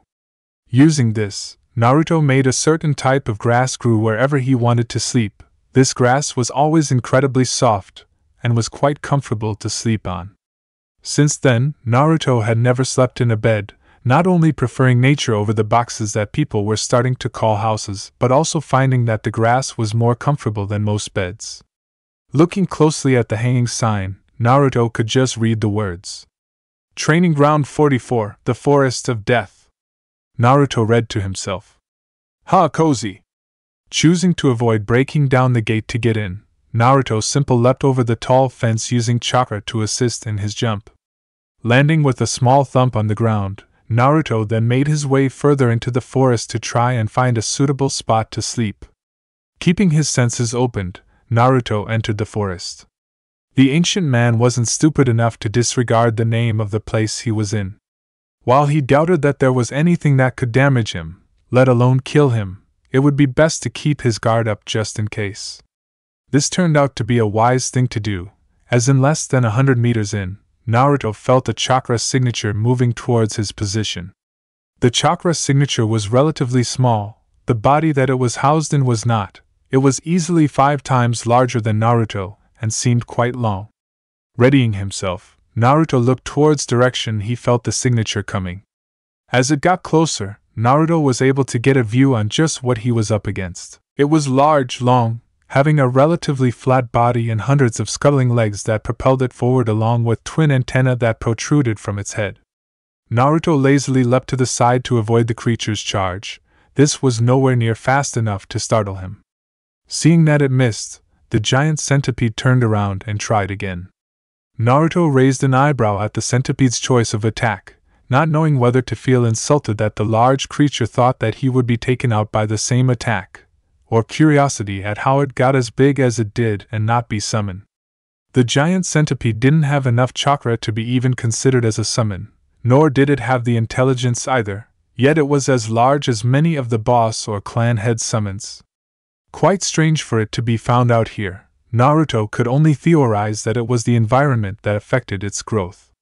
Naruto simply jumped over the creature's charge and, with a small amount of concentration and chakra, raised a spear of compressed earth that pierced the skull of the centipede, causing the long insect to collapse onto the ground as its brain instantly died. Landing on the forest floor without a sound, Naruto simply brushed his cloak off and continued walking further into the forest, leaving the only evidence that he was there being dead centipede and a spear of rock. The centipede wouldn't be the last thing that Naruto encountered in the forest. Several minutes later, Naruto encountered several large tigers that tried to have him for a meal. Needless to say, those tigers found out the hard way that they weren't at the top of the food chain. The further in Naruto got, the more annoyed he began. It seemed that there was no end to the amount of creatures that he would encounter. Finally having enough, Naruto let out a pulse of chakra through the ground, allowing him to get a mental image of the forest as his chakra spread around the forest. It was then that Naruto found what he was looking for. In the center of the forest, about 10 kilometers from the forest's edge, was a tower that looked to be unoccupied. It would make a fine place to stay. Turning towards the direction of the tower, Naruto set off in the direction of the building that was now unofficially his home. Thankfully, it was only a kilometer away, so it didn't take that long to get there, and by sprinting, Naruto was able to bypass all of the creatures that were in between him and his abode. Stopping just in front of his home, Naruto took the time to get a better picture of where he would be staying. It was in quite good condition considering the condition of the gate of the training ground, large, pointed building that towered over the trees of the forest, surprising considering that the trees were some of the larger ones that Naruto had seen in the world. A maroon-brown, the tower was essentially a bunch of circle rooms on top of each other, with the one on top always being smaller than the one below it. Multiple windows were located around the building on each level, allowing light to penetrate inside the tower. Looking around the tower, and Naruto noticed that the tower was built in the center of a clearing, none of the trees showing any sign of growing inwards. That got Naruto curious about the purpose of the tower and the forest. The forest was man-made, meaning that Hashirama most likely grew it using his Mokuton, but even then it still didn't explain the reasoning of the tower or the forest, or even why no one came here. Hearing a loud roar of some kind of flesh-eating animal made Naruto's sweat drop. Cancelled that last thought. He didn't know why no one came here. Why would anyone go to a forest that is stocked with animals that size of houses? Though that brought up another question, why were all these animals so large? Shaking his head, Naruto put that in the back of his mind as something to think about later. Entering the tower, Naruto quickly traveled to the top of the tower to find some rooms that he could use, finally occupying on near the very top. Looking around the room, Naruto could see that the room might have once had an occupant, but the only remains that Naruto of what had once been in the room was rotting wood. After removing all of the rotting wood and clearing all of the spider webs and dust from the room, he began to secure the room.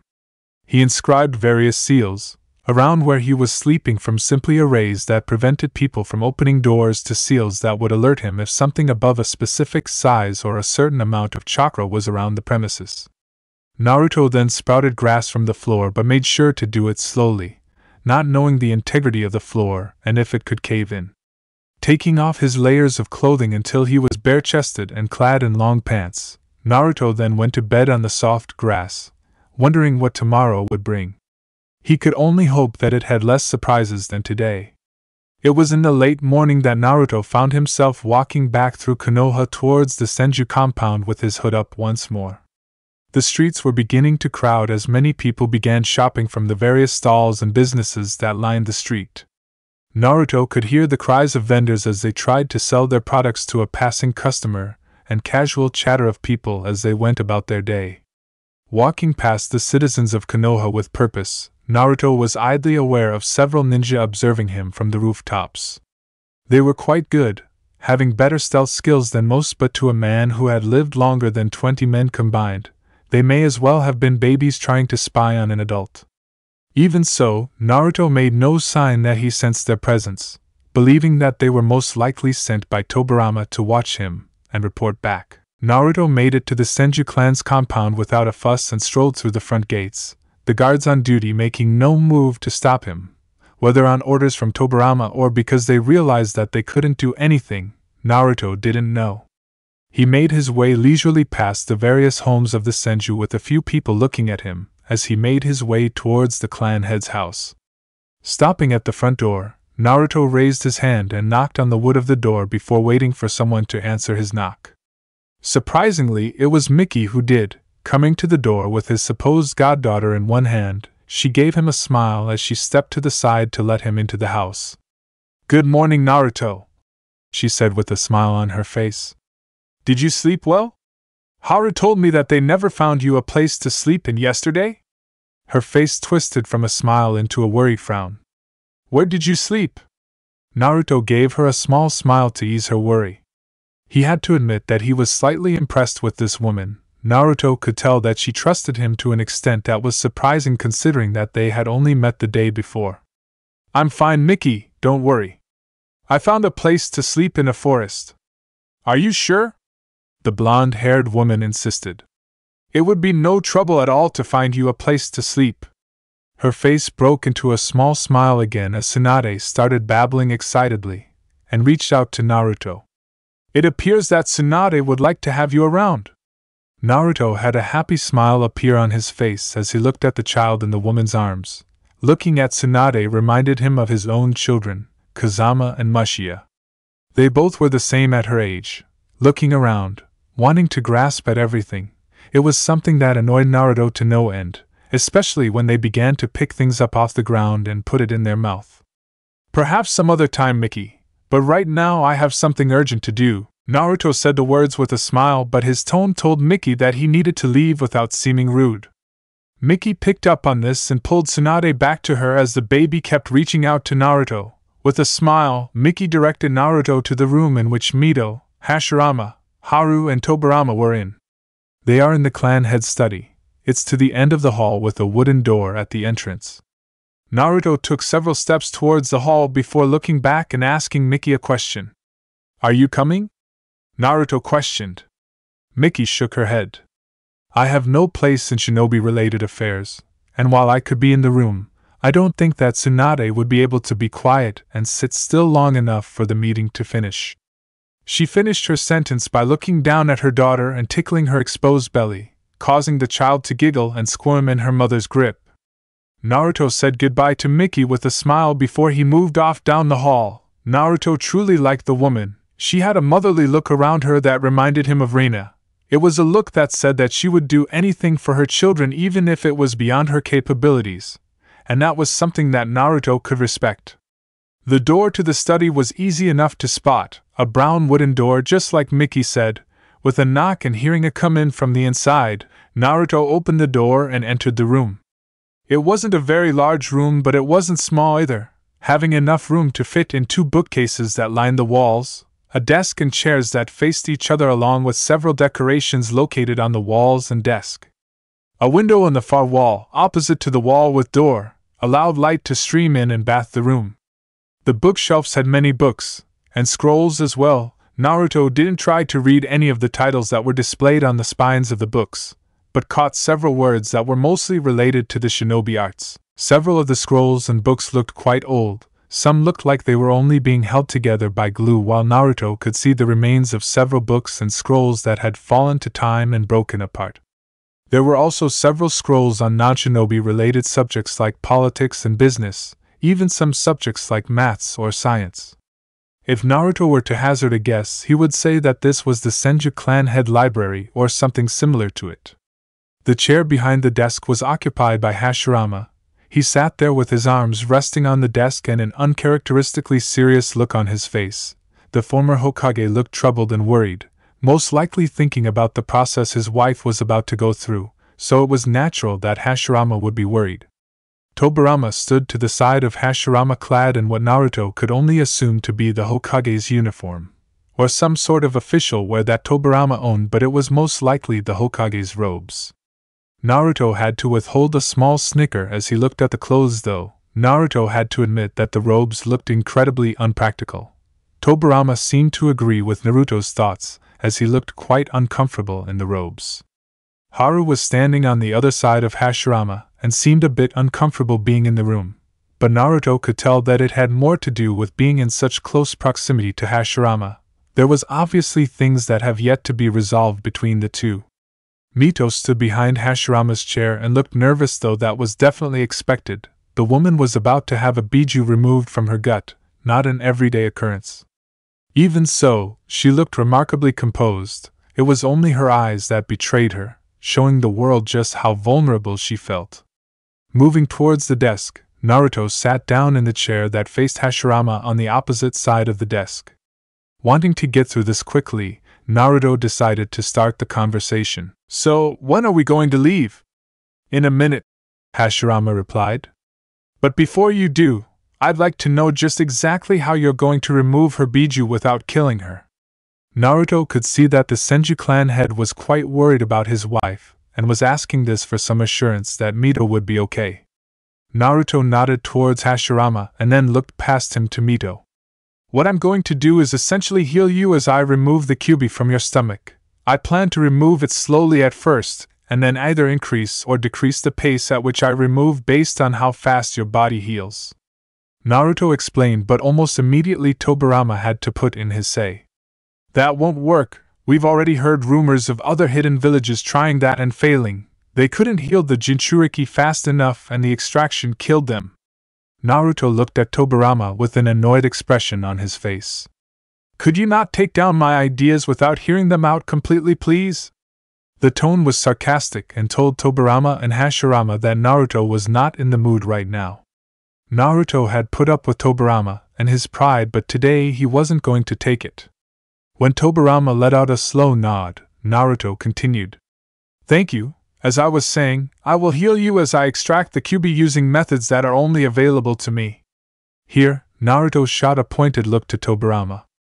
"If you hadn't interrupted me, it would have been at this point that I would have told you that my rate of healing is far superior to yours. If I wanted, I could make someone regrow an arm or leg within seconds, or I could cure madness. My explanation to Mito was just a simply overview. What I'm actually doing is far more complicated." Naruto honestly thought that if he tried enough that he could theoretically bring back the dead. Naruto had never really tried to bring back the dead, believing that those dead should remain dead, enjoying whatever was after death. That didn't mean that Naruto had never thought about bringing the dead back to life. It was something he had always dreamed of, bringing back Hagoromo, Rina, Kazama, Mushiya, and even his mother. But there was always a little voice at the back of his head that stopped him, that told him that they would all be disappointed in him if he did that. So all Naruto could do was dream of a time when his family was together, when there was no jubi, no arguments about peace, simply his family living their lives. It was something that would always haunt Naruto in his dreams, forever out of reach. "Be that as it may, how do we know that your method would work?" This time it was Hashirama trying to poke holes in his abilities. If Naruto wasn't sure that the man was simply worried about his wife's health, he would have been annoyed. "I once healed a person who had lost the use of their legs and both arms within seconds. I think I can do this." Naruto's voice was starting to become annoyed, people doubting his abilities, especially when he had centuries to know what he couldn't do and what he could do. "What is your method specifically?"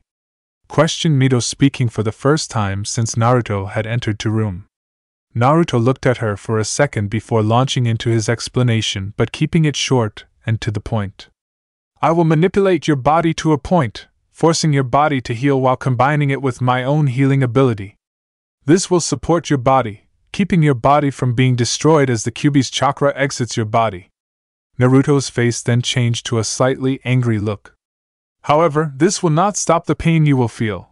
Because you changed the seal that was keeping the Kyuubi sealed within you, you made the process all the more painful for both you and the Kyuubi. Had you left it alone, then all that would have needed to happen was to place the counter seal on the seal on your stomach.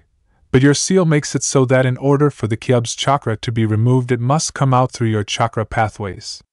Normally this would kill you, as too much chakra will travel through your pathways and cause them to rupture, which would lead to your eventually death. However, instead you will use as much of your chakra as possible before I remove the seal. This will make your pathways empty and allow the easy removal of the Kyuubi's chakra from your system. However, Naruto then got a pointed look on his face as he looked at Mito. Your chakra coils will be incredibly strained for some time afterwards, so you can't use chakra until they have fully healed from the strain. Putting the tiniest amount of strain on your coils could damage them irreversibly during the healing period. Why couldn't you simply let us do that then? It doesn't sound so hard. Tobirama's voice held a bit of an accusation in it, and it ticked Naruto off quite a bit. Turning to look at the Hokage, Naruto's voice held a distinctively annoyed edge. Unless you can heal the damage of Biju chakra on pure flesh before it kills someone, have the ability to smoothly remove one source of chakra from the other, and are someone that the Kyuubi won't kill on sight, as well as be able to react in case something goes wrong, then of course you could have done it. Naruto's sarcastic tone wasn't lost on anyone. Look, Tobirama, face the fact that I might not be here to ruin your precious village, because believe me, if I wanted to, there would be nothing left, and neither you nor anyone else would be able to stop me. Naruto was giving Tobirama a narrow-eyed stare, waiting for the Senju clan member to respond. After a look to Hashirama, who gave him a pointed look, Tobirama spoke to Naruto through gritted teeth.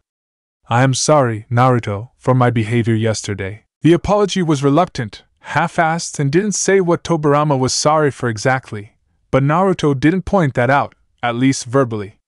While he wouldn't be his friend anytime soon, Naruto could sense that Tobirama was willing to put what happened yesterday in the past if Naruto was willing. It wasn't ideal for Naruto, but he could tell that it was the best he was going to get from the man. Just don't do it again, was Naruto's reply to the apology. Tobirama looked like he was going to argue, but another look from Naruto made him stop, before reluctantly nod. The message in Naruto's eyes was clear: yesterday is behind us, so start acting like it. So are Mito and I going to get leave already? Naruto asked, looking around the room, impatient to get going. He wanted to get the unsealing over and done with. Wait, is it just you and Mito going? Hashirama seemed startled, as if he was expecting to go along. Based on the matching expressions on Tobirama and Haru's faces, they expected to be going as well. Yes, Naruto said simply. When had he said that anyone else was going? I thought that it would be all of us going. Hashirama asked with a furrowed brow. Naruto almost face-palmed at the stupidity of the question. Oh, I'm sorry, Naruto said sarcastically. Of course you get to come to see me unseal a powerful being that you helped seal, of course. It's not like the Kyuubi wouldn't be happy to see you and won't simply kill you and anyone else you bring along as soon as he lays eyes on you or something similar. No need to be sarcastic about it. Hashirama grumbled. Then don't ask to do stupid things, Naruto said to Hashirama. The presence of Mito will rile it up enough. Having you there, Hashirama, might set it off on a rampage. After a moment of pause, Naruto continued. So, can I get Mito somewhere safe and release the seal on the Kyuubi? Or is there something else that needs to be talked about? The possibility of something else to talk about at this point was going to seriously piss Naruto off. Nothing that can't be said after you get back, Hashirama said. Great, there was stuff to talk about after. You and Mito can go. With that, Naruto stood up and made his way towards the door, with Mito giving a quick kiss to her husband, a kiss on the cheek to her son, and hug to Tobirama before following Naruto out the door. The two made their way out of the Senju compound, and before Naruto then began to lead Mito towards the forest of death. Halfway there, Mito apparently realized where they were going. Naruto, she said as she walked beside him. Are we going to the Forest of Death? Yes, why? Naruto replied as he continued to stride forward. You do realize that it was called the Forest of Death for a reason, right? Mito asked. Yeah, Naruto said offhandedly. Giant carnivorous creatures met them, killed them. If you know that, then why are we going there? Wouldn't you need a place without distractions to release the Kyuubi? Yes, I would. We're only going there so that we can leave Konoha without a fuss. Naruto explained. Why? Mito asked. It was at that moment that Naruto swore that Hashirama was rubbing off on her. He stopped and turned to look at Mito with a blank expression on his face. I don't think that neither the citizens of Konoha nor the ninja would find getting assaulted by the Biju chakra that will be released when I open the seal pleasant. Naruto then turned back around and kept walking. It was like that for several minutes as the two kept walking down the abandoned trail towards Training Ground 44. Naruto then asked a question as they neared the gates that caught Mito a bit by surprise. Why is this place abandoned? I understand that it's dangerous, but that isn't a good enough reason for it. Naruto's question broke the silence that had surrounded the two. Mito looked at the training ground before answering Naruto's question. Originally, it was supposed to be a training ground to help simulate forest combat, but when Hashirama made the trees grow here, he added too much chakra to the technique, which caused chakra to saturate the area. Mito explained as she gestured to the large trees. This caused rapid growth in everything within the forest boundaries, including the creatures. The area was abandoned after the Jonin, or elite ninja, found the forest too tough for their skills. Occasionally a ninja will enter to try and prove themselves, but it usually results in them running out of the forest after an hour or two. Naruto nodded along with Mito's explanation as they approached the gate. As they did, Naruto jumped over the high fence with a chakra-enhanced leap, with Mito followed after him using chakra to run up one of the metal poles that held up the fence. As Mito landed on the other side, she found Naruto giving her a hard look, like he was trying to figure something out. Several seconds of silence resulted in Naruto asking a question just as Mito was getting uncomfortable. Will the Uzumaki get involved in the coming war? The question caught Hashirama's wife off guard, but she recovered quickly and answered Naruto. Yes, Konoha is their ally, so the Uzumaki clan, or Uzushio Gakure, will fight on the side of Konoha. Naruto raised an eyebrow at her answer. The Uzumaki clan have an entire hidden village made up of their clan members? I didn't know they had that many members. They don't, Mito replied. The Uzumaki made alliances with several smaller clans that banded together to create Uzushio. And the reason that other Uzumaki are here is because of the coming war? Naruto inquired regarding the other Uzumaki chakra signatures that he sensed yesterday when searching for Mito's. Partly, Mito said, starting to get a bit nervous. In order to keep alliances strong, Konoha and Uzushio agreed to swap shinobi. Some Konoha shinobi go to Uzushio, and some Uzushio shinobi got to Konoha. Mito paused for a moment before continuing, but she was a bit hesitant.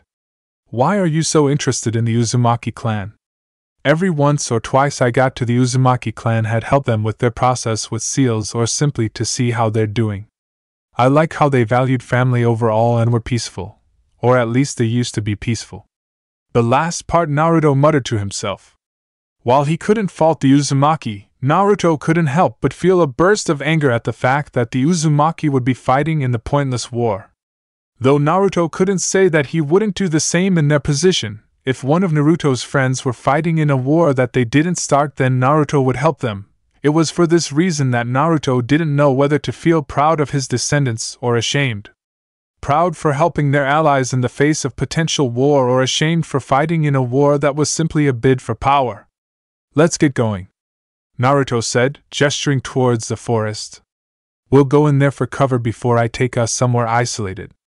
Mito nodded and the two of them walked into the tree line until gate and fence weren't visible. Naruto made a motion for Mito to get on his back, which she did after a bit of coaxing. Do I have to stay like this? Mito complained from her position on his back. Naruto had to refrain himself from smacking head on something. Had people gotten stupider in the last millennium? Unless you'd rather we walk for a day or two. Naruto offered to Mito, though the Uzumaki could tell that Naruto was showing his annoyance and wisely kept quiet. Like I thought.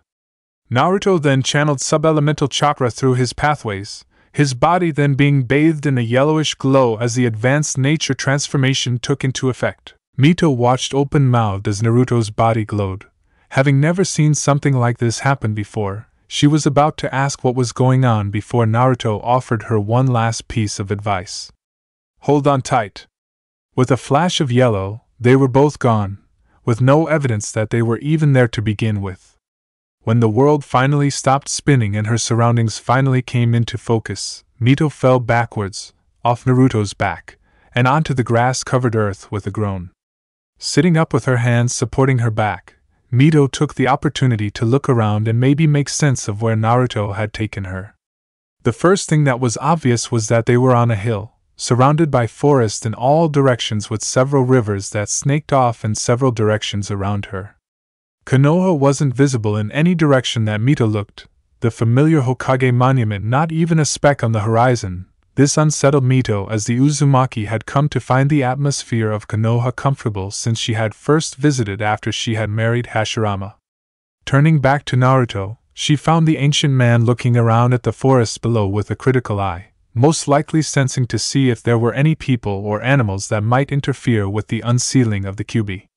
When Naruto turned to look at Mito, he gave her a nod. Good, you're up. You should get started. Start performing your most draining techniques to empty your coils, then we can begin, he said, not wasting any time on idle chit-chat. Mito, however, didn't feel the same way. Hang on a minute, what was that? What did you just do to transport us here, and where is here? Mito's question irritated Naruto more than she'd ever realize. The man just wanted to unseal Kurama, and then hurry up and spend as long as he had to in Konoha's walls, train whoever he had to train, and then leave. If people were going to keep asking questions every step of the way, Naruto was going to get incredibly irritated. I just used one of my abilities to transport us to an isolated spot in the land of rivers, far from any civilization. Now if you don't have any more questions, could you please start emptying your chakra coils? Naruto's thinly veiled annoyance dawned on Mito, and she moved over to the other side of the hill before she started firing off the most chakra-draining jutsus she knew. Being an Uzumaki, Mito had incredibly large reserves. Being the jinchūriki of the kyubi made those reserves even larger. If she was simply firing off the average beat to a rank jutsu she knew, it would take a while before she started to feel drained. However, if she fired off several of her clan's original jutsu, it should drain her within several minutes of performing each technique.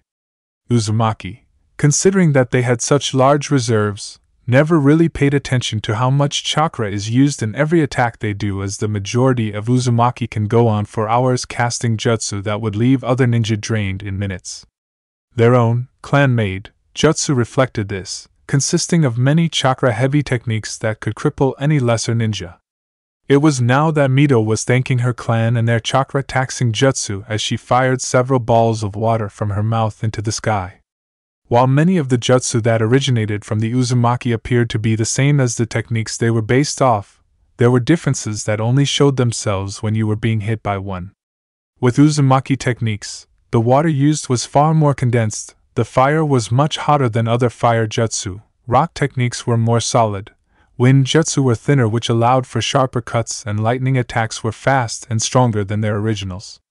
Of course, the trade-off with these techniques was that they were more chakra-heavy, but that mattered little to the Uzumaki clan. Firing futon jutsus into the air at a rapid pace, Mito felt her chakra start to drain as multiple, chakra-heavy attacks started to take its toll on her body.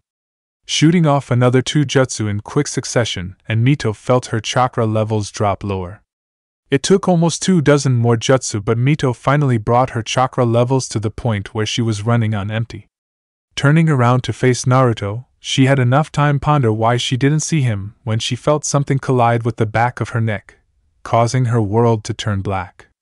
As Mito's unconscious body hit the floor, Naruto simply looked at her downed form and felt a fair amount of satisfaction.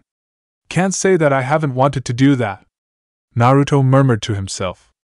At least now I can say that we're partly even, as long as you don't seal any other biju away. Wanting to begin the unsealing now, Naruto dropped to his knees before rolling Mito over onto her back before opening her kimono, exposing Mito's stomach to the world. Channeling a bit of chakra on her stomach, Naruto let out a grunt at the sight of the seal that became visible. Naruto channeled a bit of chakra into his arm that contained miniaturized storage scrolls on his skin. A puff of smoke signaled that Naruto's sealing supplies, or more specifically, his brush and ink had been released from the sealing matrix. Grabbing both items, Naruto then began to draw rapidly over the exposed skin, various symbols that would be nothing more than gibberish to more than 100 or so people. Any other Fuinjutsu specialist would take hours, possible more, to undo the seal that Mito placed on herself. When she placed it on herself, she must have intended to either take the kyubi with her when she died, a stupid idea considering that it would simply escape as soon as the seal died, or for herself to be the only one to undo the seal in the first place. This mattered little to Naruto as compared to him. Mito was but a child. This went for sealing prowess as well. While Mito may have been a prodigy in sealing in her clan, Naruto had over 3 millennia to refine his Fuinjutsu skills. It took Naruto all of 30 minutes to draw up the counter seal on Mito's stomach. Once he had finished drawing up the seal, Naruto then placed his brush and inkwell back into the storage matrix from which they came before he took a breath to center himself. He had never done anything like this before. Sure, he had done far more dangerous things, but what he was doing now specifically? No, this was a first for Naruto. What Naruto was about to do was actually several things at once. But essentially he was going to heal Mito at a faster pace than she was damaged by the removal of Kurama's chakra using what shinobi would call a Keki Itoda. Using the combinations of Yin, Yang and water and Yin, Yang and earth, or the Keki Itoda Kenten, health release, and Kutan, flesh release, in conjunction with his own healing ability, Naruto hoped to be able to keep Mito in prime condition as he extracted Kurama, or at least keep her alive until he had extracted all of the kyubi and then heal her completely afterwards. Unfortunately, this wouldn't block out the pain that she would feel, dull it perhaps, but she would still feel pain, so Naruto knocked her out to help her cope. Beginning the task, Naruto placed his hands on top of the seal that Mito used to hold back Kurama, as well as the counter seal, and channeled chakra through the counter seal. Immediately, both seals lit but in a bright blue, before both seals appeared to merge together. This is what Naruto wanted. Channeling Kenten, Kutan and his own medical chakra, Naruto began to heal the damage the slow removal of Kurama's chakra began to create in Mito's body. As if on cue, Mito's back arched and her eyes flew open in pain. Naruto knew that her screams were most likely carrying for kilometers, unconsciousness doing nothing to help dampen the pain like Naruto thought. As Mito's body began to spasm in pain, Naruto summoned chakra chains from his body that emerged from the ground, wrapping around the limbs of the convulsing jinchūriki and restraining her against the earth so that Naruto could do his job. This did nothing to stop Mito's screams of agony as chakra was forced around her pathways before being extracted. If it wasn't for Naruto's healing ability, and the Uzumaki having such a strong body and life force, Mito's body would have given up almost instantly. Kurama's chakra began to emerge in the form of a fine red mist that slowly began to gain density, as more of the chakra was released. Naruto saw that the damage caused by the extraction of Kurama was being healed almost instantly, and began to up the rate at which the chakra was removed, drawing the Biju chakra out faster. The effect was immediately visible. The blob of red chakra that was gaining density did so at a faster rate, and Mito's screams became more pain-filled and louder, the increased rate of extraction causing Mito greater pain. Naruto gritted his teeth as Mito's screams of pain were getting louder. Her constant screaming and the feeling given off by Biju chakra was sure to attract attention. The oppressive feeling given off by the Biju couldn't be changed. It was something that would affect all beings in an area with the exception of him. Mito's screams, however, could be silenced. Increasing the extraction rate again, Naruto hoped his plan worked as Mito's screams increased in volume.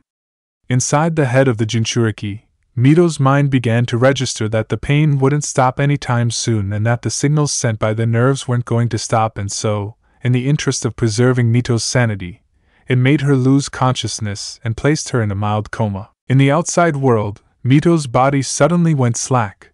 The thrashing and convulsing stopped as the brain stopped sending messages to the rest of the body other than the most vital organs. Naruto was at first worried that Mito's heart had given out from the pain or that her brain had shut down completely. However, his own medical chakra told him that Mito was still alive and that her brain had sent her into a coma, which was partially what Naruto was aiming for. He would be able to wake Mito up from it eventually, but right now, it served its purpose in keeping Mito from feeling any more pain. Checking again at how much damage was being done to Mito's body, he found that once again, the combination of the 3 chakras was more than enough to prevent Mito's body from being damaged.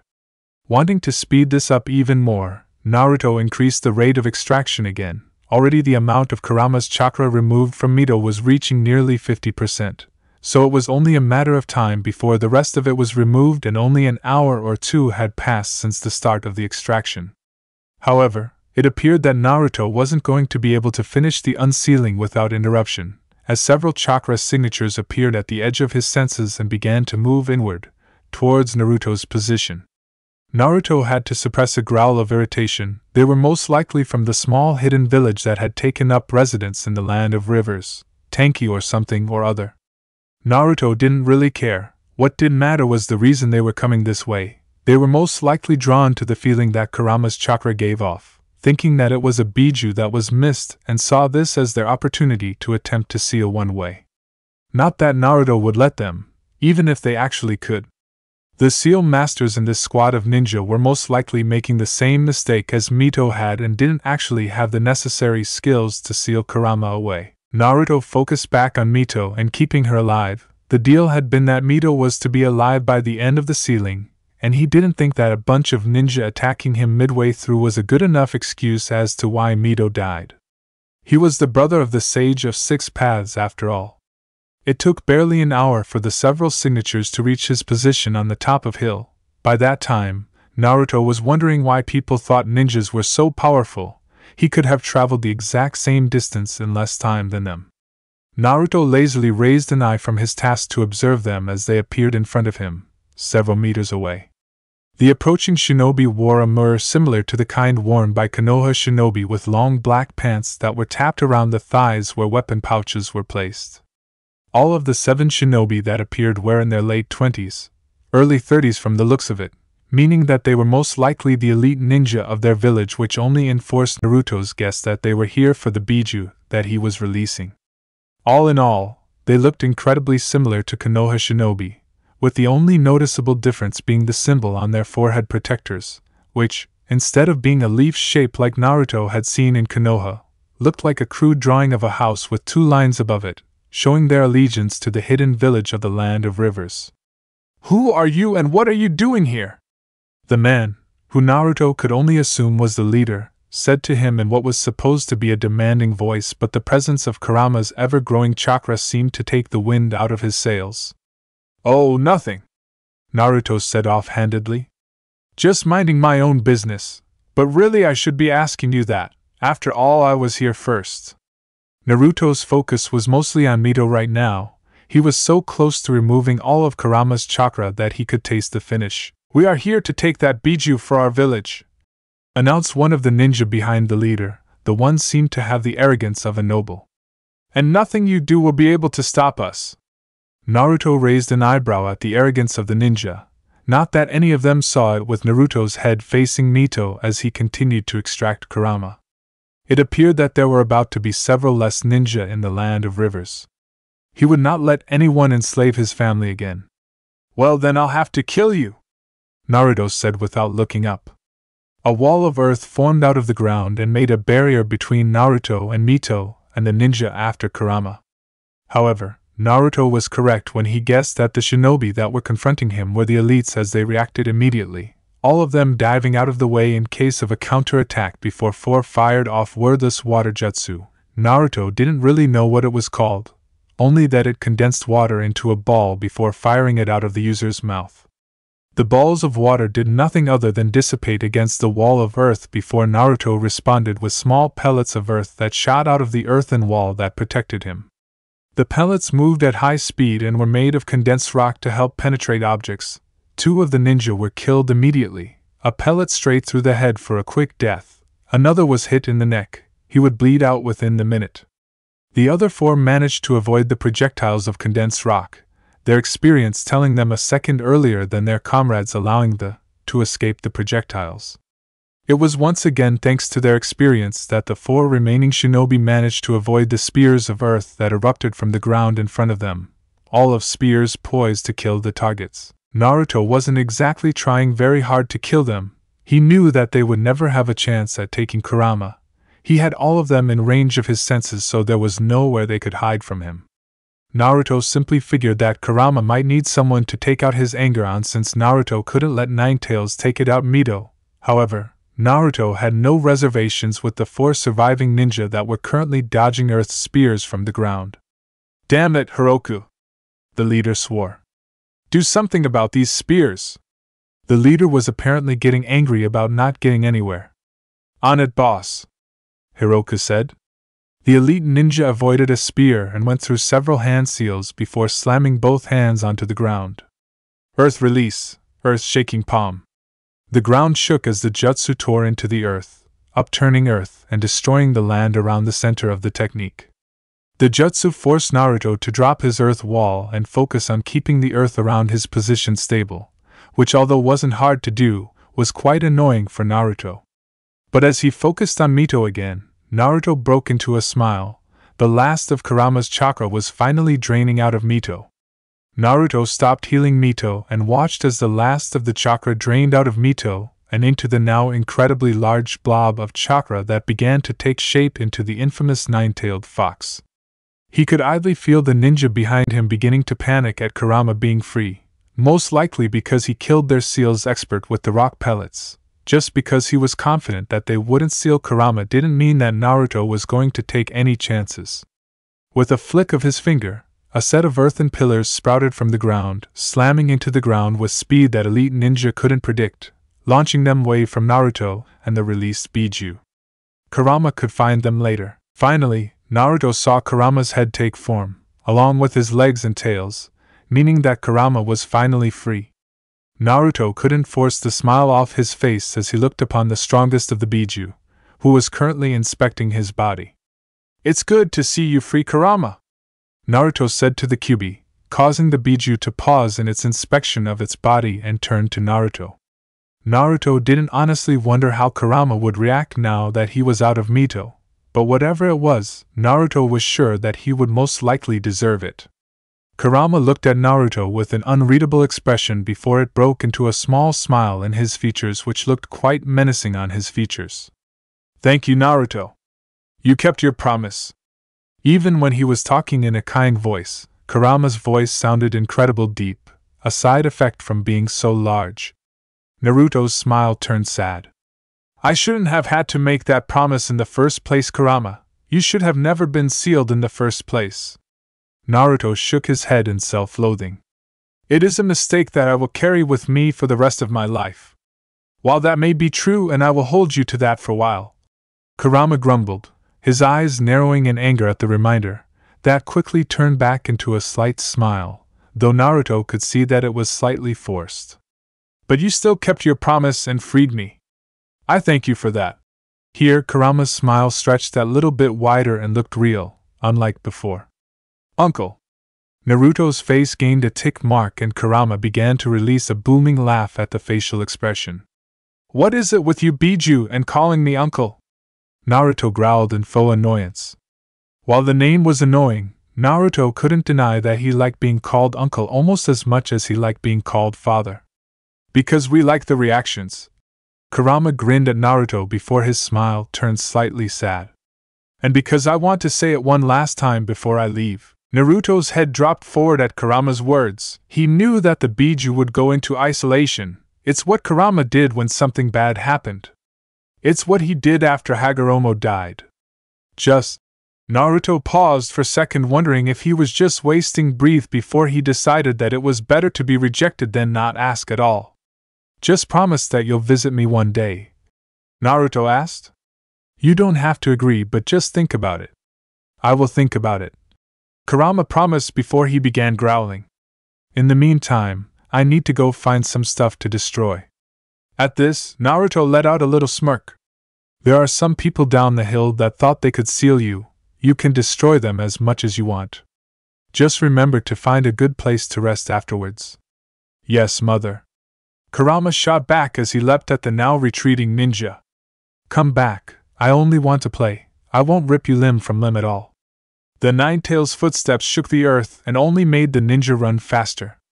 Naruto could watch with a small smile as Kurama ran off after the ninja.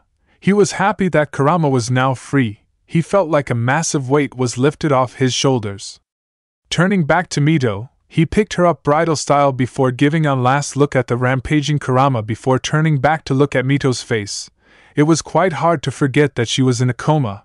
He would need to rectify that when he got back to Konoha. "Time to leave," he murmured before both himself and Mito vanished into flash of yellow, the both of them returning to Konoha.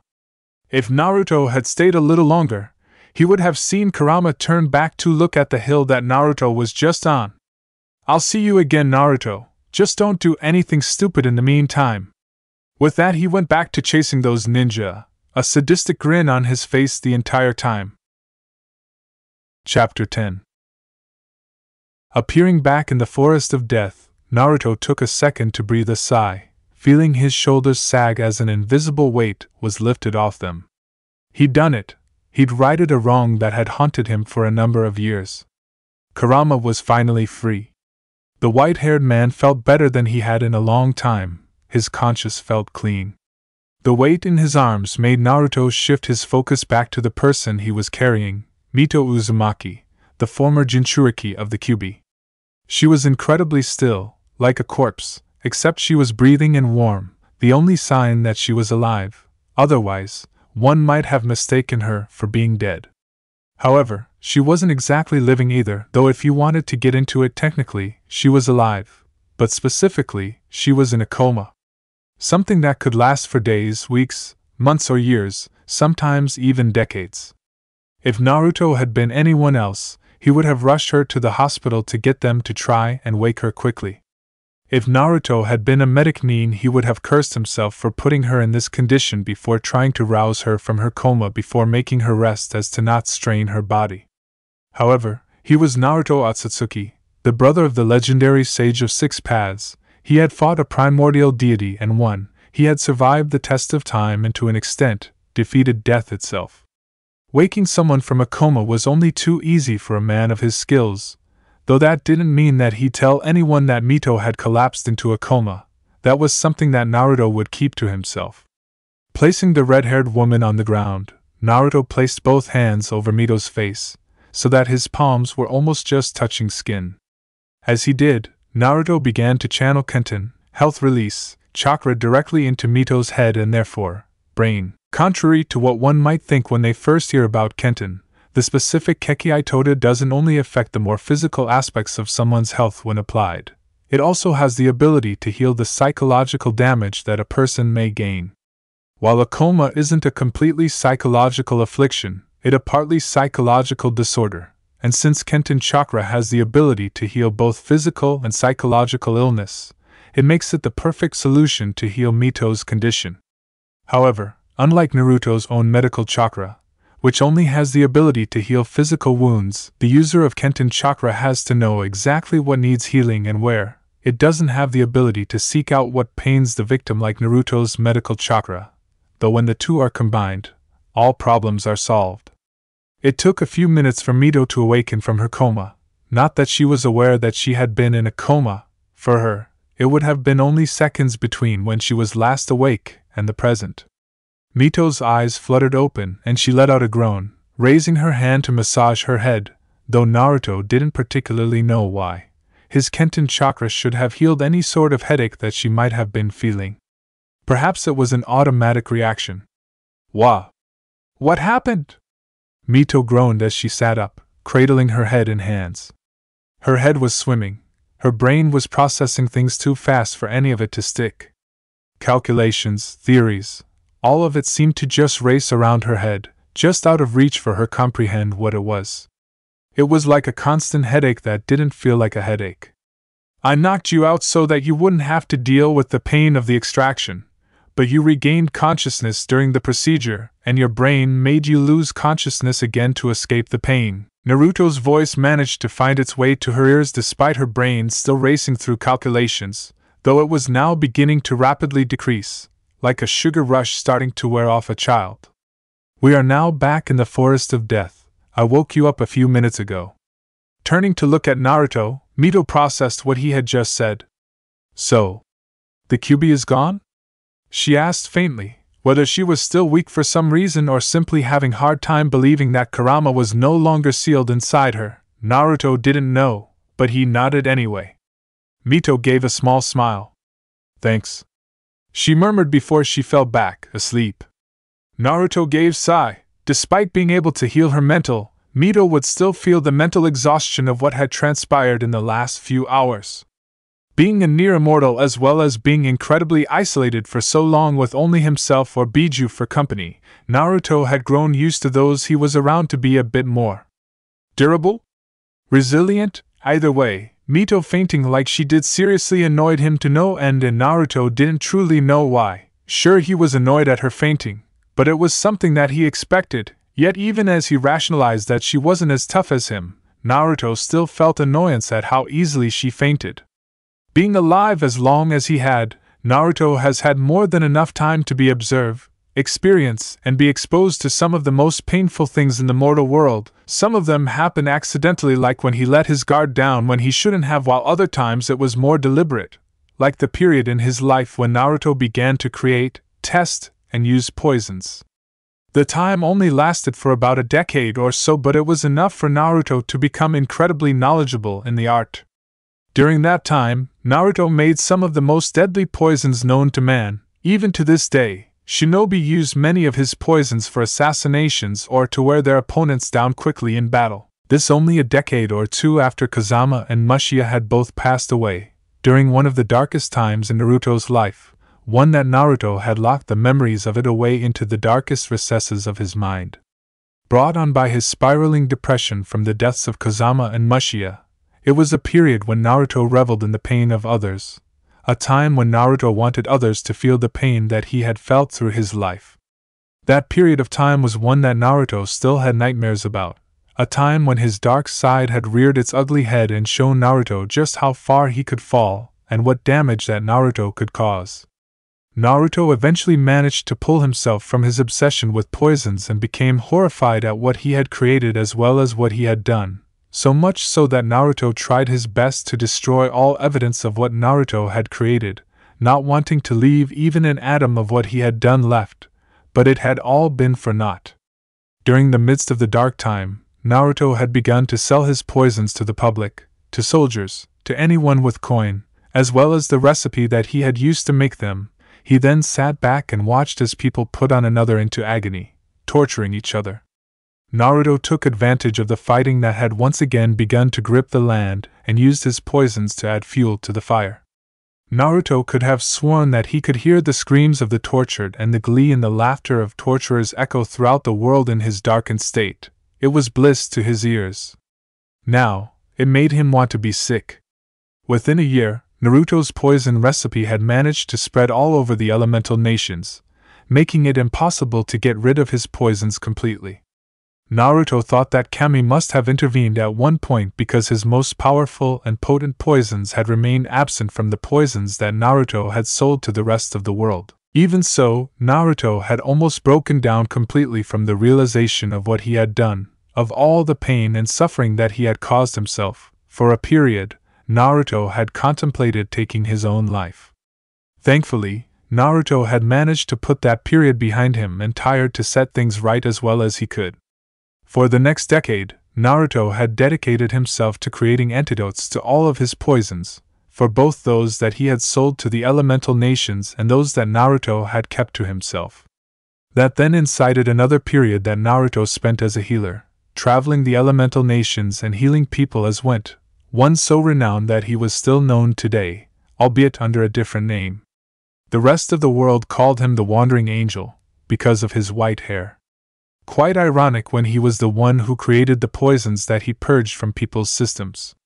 To this day, Naruto still had those same poisons that he had made, all those years ago, stored on his arm, a stasis seal preserving them. Since that time all those years ago, Naruto had never made another poison, only antidotes. But even so, Naruto kept those poisons that he made, as a reminder of a time past. Naruto had used the poisons, of course, otherwise he wouldn't have stasis seals on them, saving the deadly toxins for those that Naruto thought truly deserved a terrible death. It had only happened 7 times, and all 7 times, those men, and in one case woman, had begged for death by the end. Naruto shook his head to take himself out of those dark thoughts. Now was not a time to get lost in memories. He could do that when he was dead. Naruto ignored the voice at the back of his head that had whispered, "When will that be?" Naruto knelt down and scooped up Mito so that he was carrying the woman in both arms before he moved off towards the entrance of the disused training ground. Flaring his chakra to scare of the forest's large inhabitants, he was not in any mood for them. Hashirama was nervous. That much was obvious from his almost frantic pacing as he tried to pass the time until Mito and Naruto got back, which he knew they would. While Tobirama might still be slightly skeptical of the skills that Naruto possessed, being doubtful of anything that he believes is impossible unless he sees it with his own 2 eyes, Hashirama had seen Naruto in battle and knew that the man had the power of a god at his fingertips and knew that only the entire world going against him would be able to take him down. Even so, it didn't help the nervousness that Hashirama still felt. What if something went wrong? What if Naruto calculated something wrong? What if the Kyuubi tricked Naruto and killed Mito? There were so many things that could go wrong. Hashirama had first spent some time reading, trying to pass the time until his wife returned, but quickly found that he couldn't.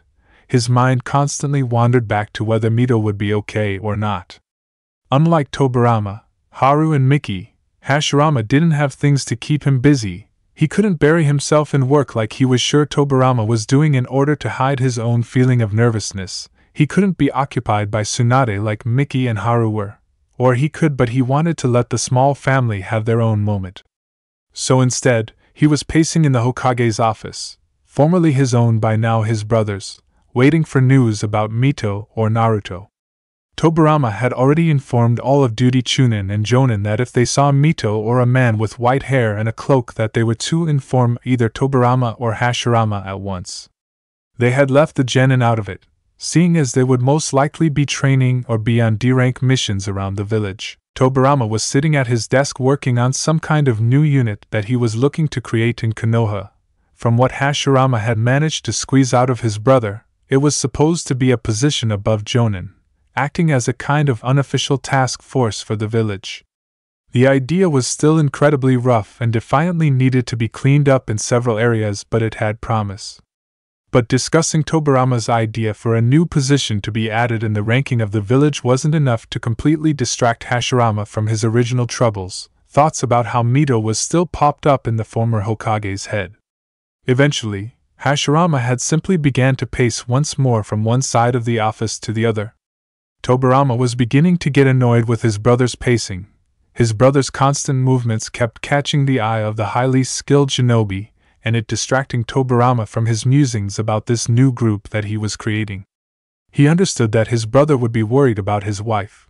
Tobirama knew that he would be exactly the same if he had a wife. But right now, Hashirama was really getting on Tobirama's last nerves. "Hashirama!"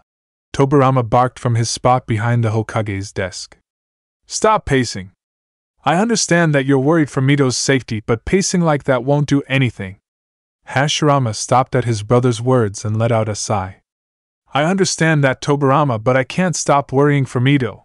I keep thinking that something is going to go wrong." Hashirama moved a hand through his hair while Tobirama raised an eyebrow as he looked at his brother. "You're doubting Naruto's abilities or the sincerity of the man?" he asked a bit disbelievingly. "I thought that you were the one trying to get me to believe in Naruto? What happened?" Hashirama simply waved off Tobirama's question.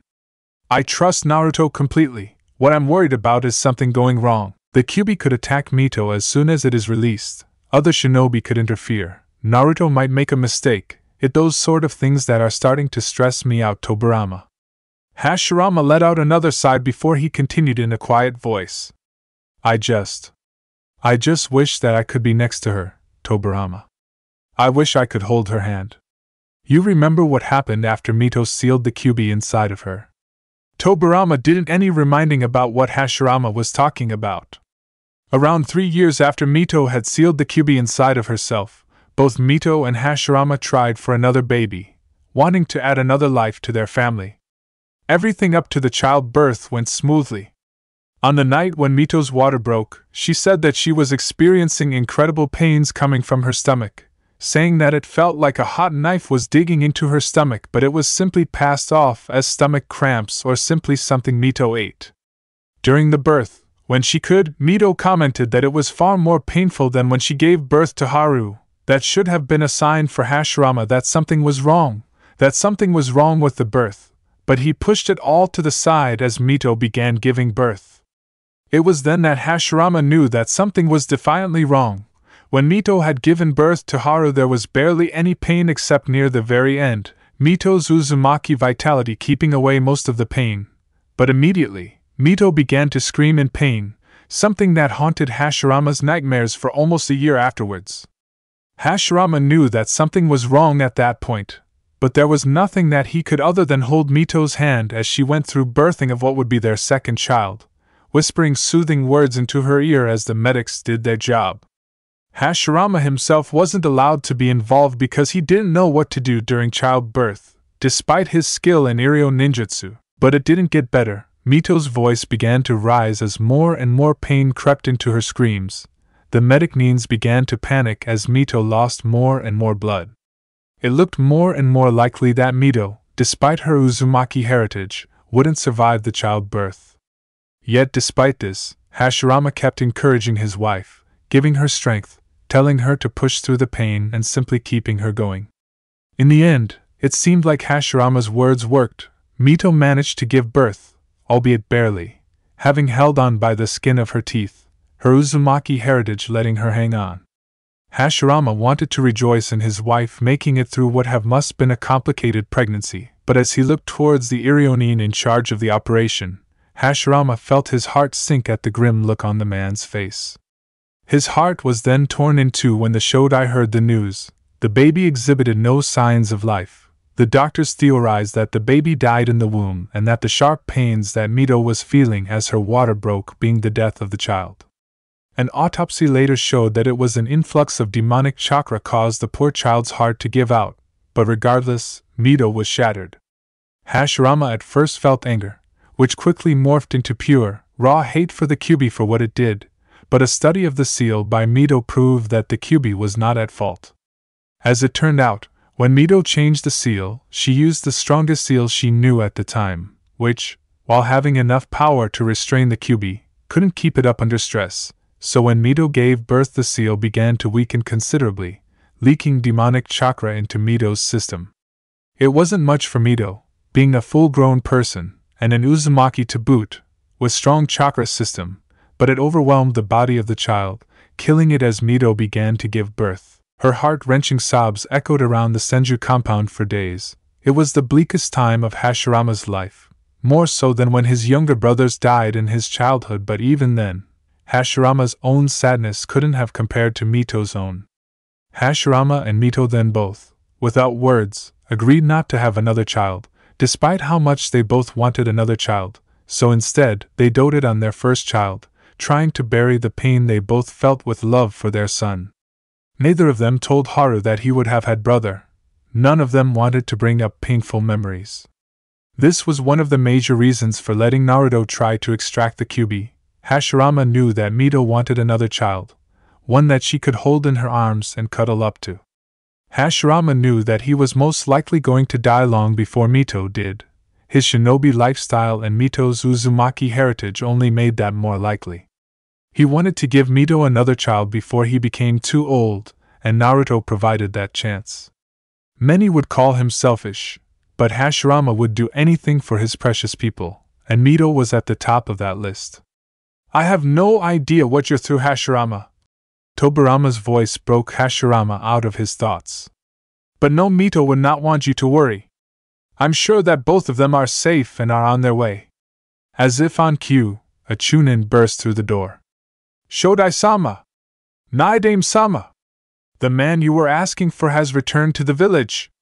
He is carrying Mito-sama and is making his way to the hospital. Hashirama didn't wait for the Chunin to finish speaking. He had already pushed the man out of the doorway and was sprinting out of the Hokage tower towards the hospital. Tobirama was also on his way there but took his time to dismiss the Chunin before rushing out, hot on Hashirama's heels. Pelting through the village, Hashirama made it to the hospital too quickly that most that were already there simply thought he had appeared out of nowhere. But Hashirama paid them all no mind and quickly made his way inside the hospital and towards the reception. The woman at the front desk looked visibly startled as the world-famous man made his way towards her with a purpose. "Excuse me, miss," Hashirama said as he neared the reception. "But I am looking for my wife, Mito Uzumaki. I believe that she was admitted here recently and I would like to know the room that she was admitted to." The first Hokage's voice meant business, and the woman picked up on it quickly, flipping through the registry before she stopped on a page. Her finger scrolled through the names. "Hi, Shodai-sama, Uzumaki-sama was admitted to room 12. The woman gave out the information quickly to the shinobi before the man made his way towards the room just as Tobirama made his way through the doors of the hospital. As he traveled through the hospital, Hashirama breathed a sigh of relief. Room 12 was a recovery room, usually for those that had just come out of surgery or for those that had simply broken a bone and were waiting for it to heal. If Mito was in that room, it meant that she was most likely simply exhausted or was simply resting. There was a small part at the back of Hashirama's mind that whispered that it might be more serious than that, but Hashirama quickly and ruthlessly squashed that thought like a bug. Mito would be fine. If she wasn't, then she wouldn't be in there. The shinobi no Kami felt his brother pull up alongside him as he made his way towards Mito's room. Tobirama's presence helped quell Hashirama's nerves slightly, but he knew that knowing the state of his wife was the only that would completely get rid of them. Approaching the door to the room, Hashirama took a deep breath before knocking and opening the door, entering the room. The first thing that caught Hashirama's gaze was Mito, laying on the bed directly in sight of the door, unconscious. The man immediately rushed towards his wife's side, grabbing her hand.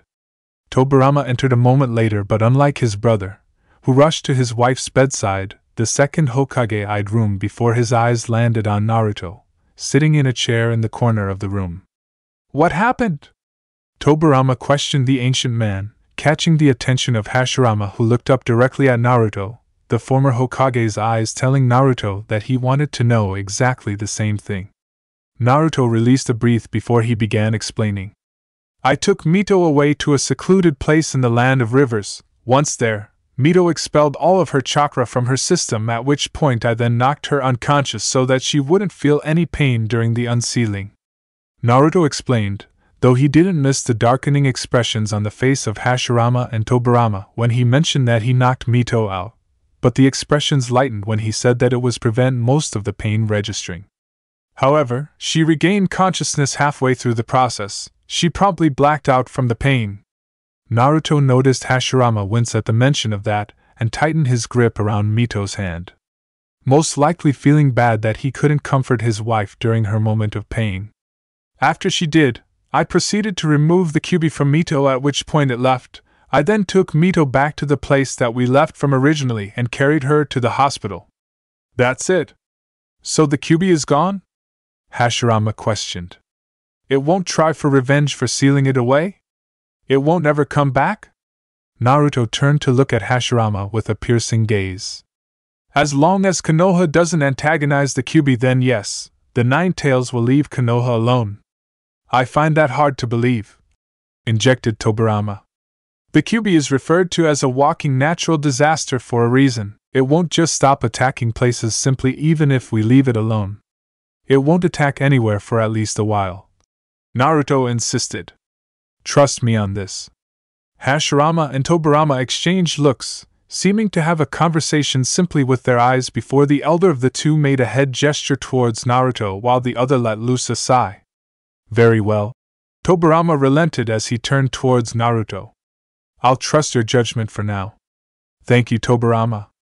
Naruto nodded his head towards the current Hokage as the man did the same, and the room then descended into a comfortable silence for the first time. Mito had been unconscious for half an hour before Haru opened the door and stepped into the room, immediately taking in the appearance of the three people already in his mother's room. "Anyone want to tell me why I wasn't told that my mother was in the hospital?" Haru's voice displayed his annoyance perfectly. Both Naruto and Tobirama turned to look at Hashirama, who just blinked at the two gazes turned his way before he connected the dots. "Hey," he said indignantly. "Why are both looking at me?" "He's your son," was Tobirama's answer, leaving out the fact that he was Haru's godfather as well as uncle. "I known him for less than a week and I don't know where he spends his time." Naruto left out the fact that he could have easily located the man should he have actually tried to find him. "Sure, dump the blame on me," Hashirama grumbled. Haru seemed to ignore the conversation around him and moved to the side of his mother that his father was occupying, taking his mother's other hand.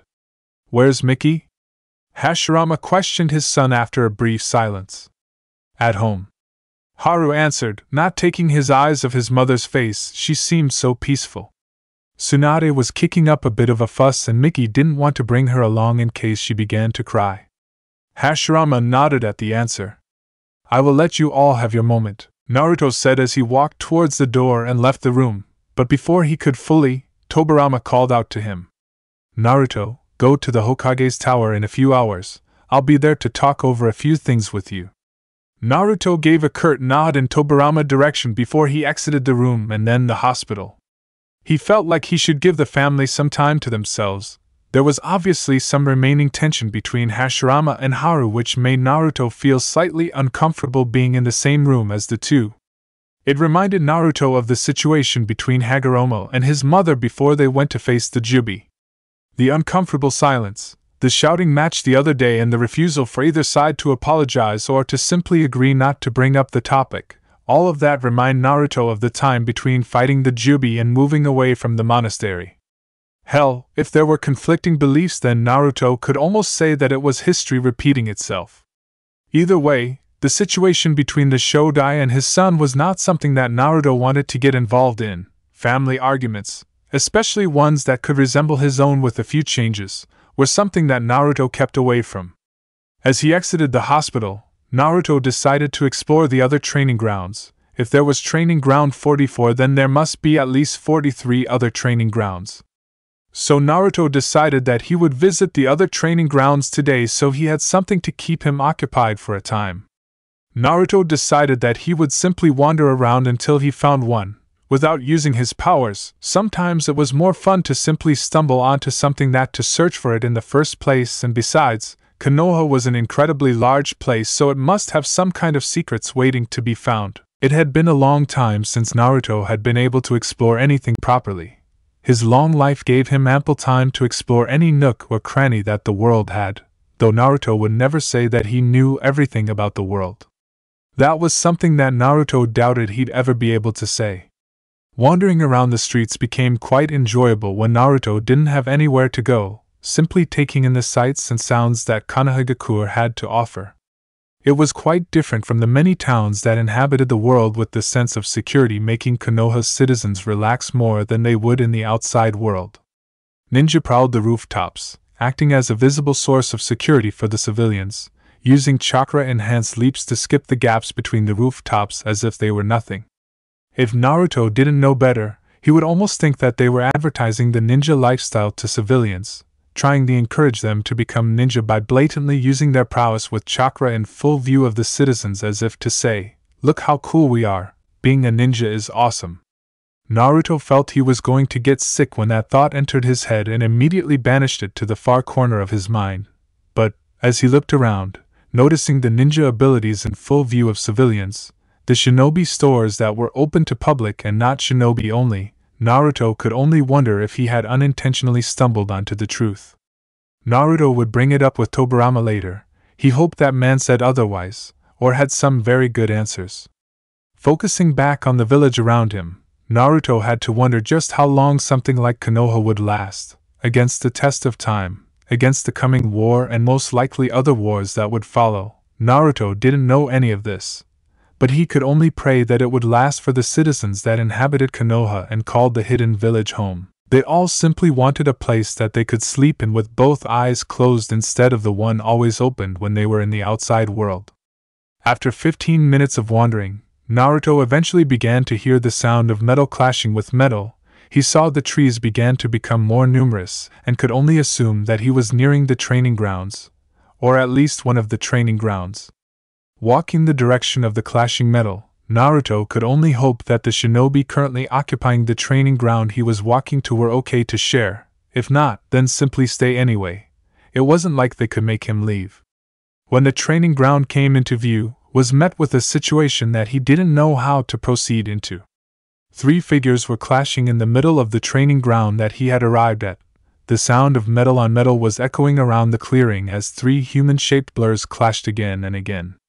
To a normal civilian, the 3 obvious shinobi would have looked like blurs, but to Naruto, someone who could go faster than many could blink, it almost looked like they were moving in slow motion. Looking around the clearing, Naruto could see that numerous trees were marked with cuts from sharp weaponry, while others were burned, signaling the use of jutsu. Upturned earth, various patches of mud, scorch marks and several cut trees and branches said that the other 4 elements were also used in the clearing. Naruto didn't know what the various smashed trees were, however, they looked like they were hit by human-sized bodies. As if on cue, a feminine grunt of pain was made from the 3 fighting shinobi. Naruto focused back on the fight just in time to spot one of the figures fly through the air and smash into one of trees at the edge of the clearing before landing on the ground. Now he knew what caused the other trees to get destroyed. As the figure got back up, Naruto managed to get a good look at them. The first thing that was obvious was that the person was a female. Her slender facial features and long hair did nothing to detract from that fact. Her hair was held up in a bun with a hairpin, though with ninja, Naruto was almost certainly sure that the hairpin could double up a saban, a needle-like weapon, if the situation called for it. Her body armor, which Naruto was sure was now standard around Konoha, consisted of a gray breastplate, arm guards and a forehead protector, though Naruto wasn't sure that the last one counted as armor. Underneath the armor, she wore a black outfit with fishnet tights under a skirt with plain black sandals that appeared to be modified specifically for shinobi. However, none of that apparel looked to be in the best condition, the armor having numerous cuts and nicks along with a visible dent on one side, while her clothes had cuts littered along the arms, legs and what was visible of her collarbone. Several of them looked like they had drawn blood.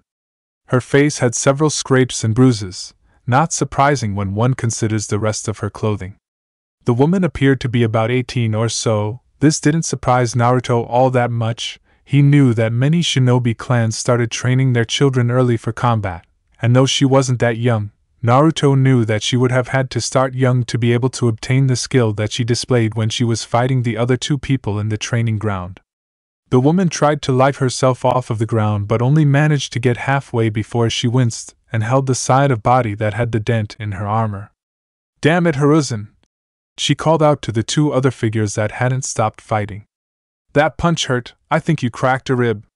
She winced again as she sat back down, slowly removing her breastplate to inspect the injury. The other 2 figures in the clearing, who Naruto could only guess were her teammates, stopped fighting, allowing Naruto to also get a good look at the 2 of them. Both of them jumped back, disengaging, before turning to their female companion. The first person Naruto laid eyes on was male, as was the person that they were fighting. He had short, medium-length brown hair that fell over his forehead protector, just touching his shoulders. Glasses covered his eyes, quite strange considering that he was a ninja. He could be severely weakened if his glasses were broken or his glasses were stolen from his face, though that was on the assumption that his vision was horrible. The man wore almost the same clothes and armor as his female teammate, consisting of a simple black outfit with gray armor protecting the chest, shoulders and outer thighs arm guards. A dull green scarf was wrapped around his neck and a pouch strapped to his waist with bandages, while a kunai holster was on his upper right leg. He wore the same type of sandals as the woman of the group, leading Naruto to believe that they were part of some sort of common uniform. He looked about the same age as his other 2 teammates, making him around 18. The only other thing that Naruto could make out was that the man seemed to have a permanent frown on his face. A kunai was held in his hand, presumably That was the weapon that the three of them had been using. Naruto assumed that the second male of the group was Hiruzen due to the sheepish look on his face as he gazed at the only woman in the area.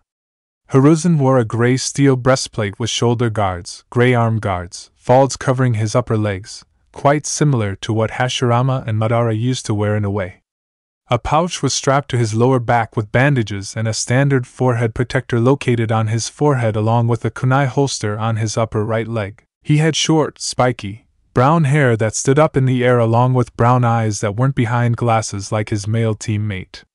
Naruto could tell that this Hiruzen was the leader of the three of them. His stance, even when he was apologizing for his teammate, told Naruto that he had both confidence and power, something every leader needed in order to be effective.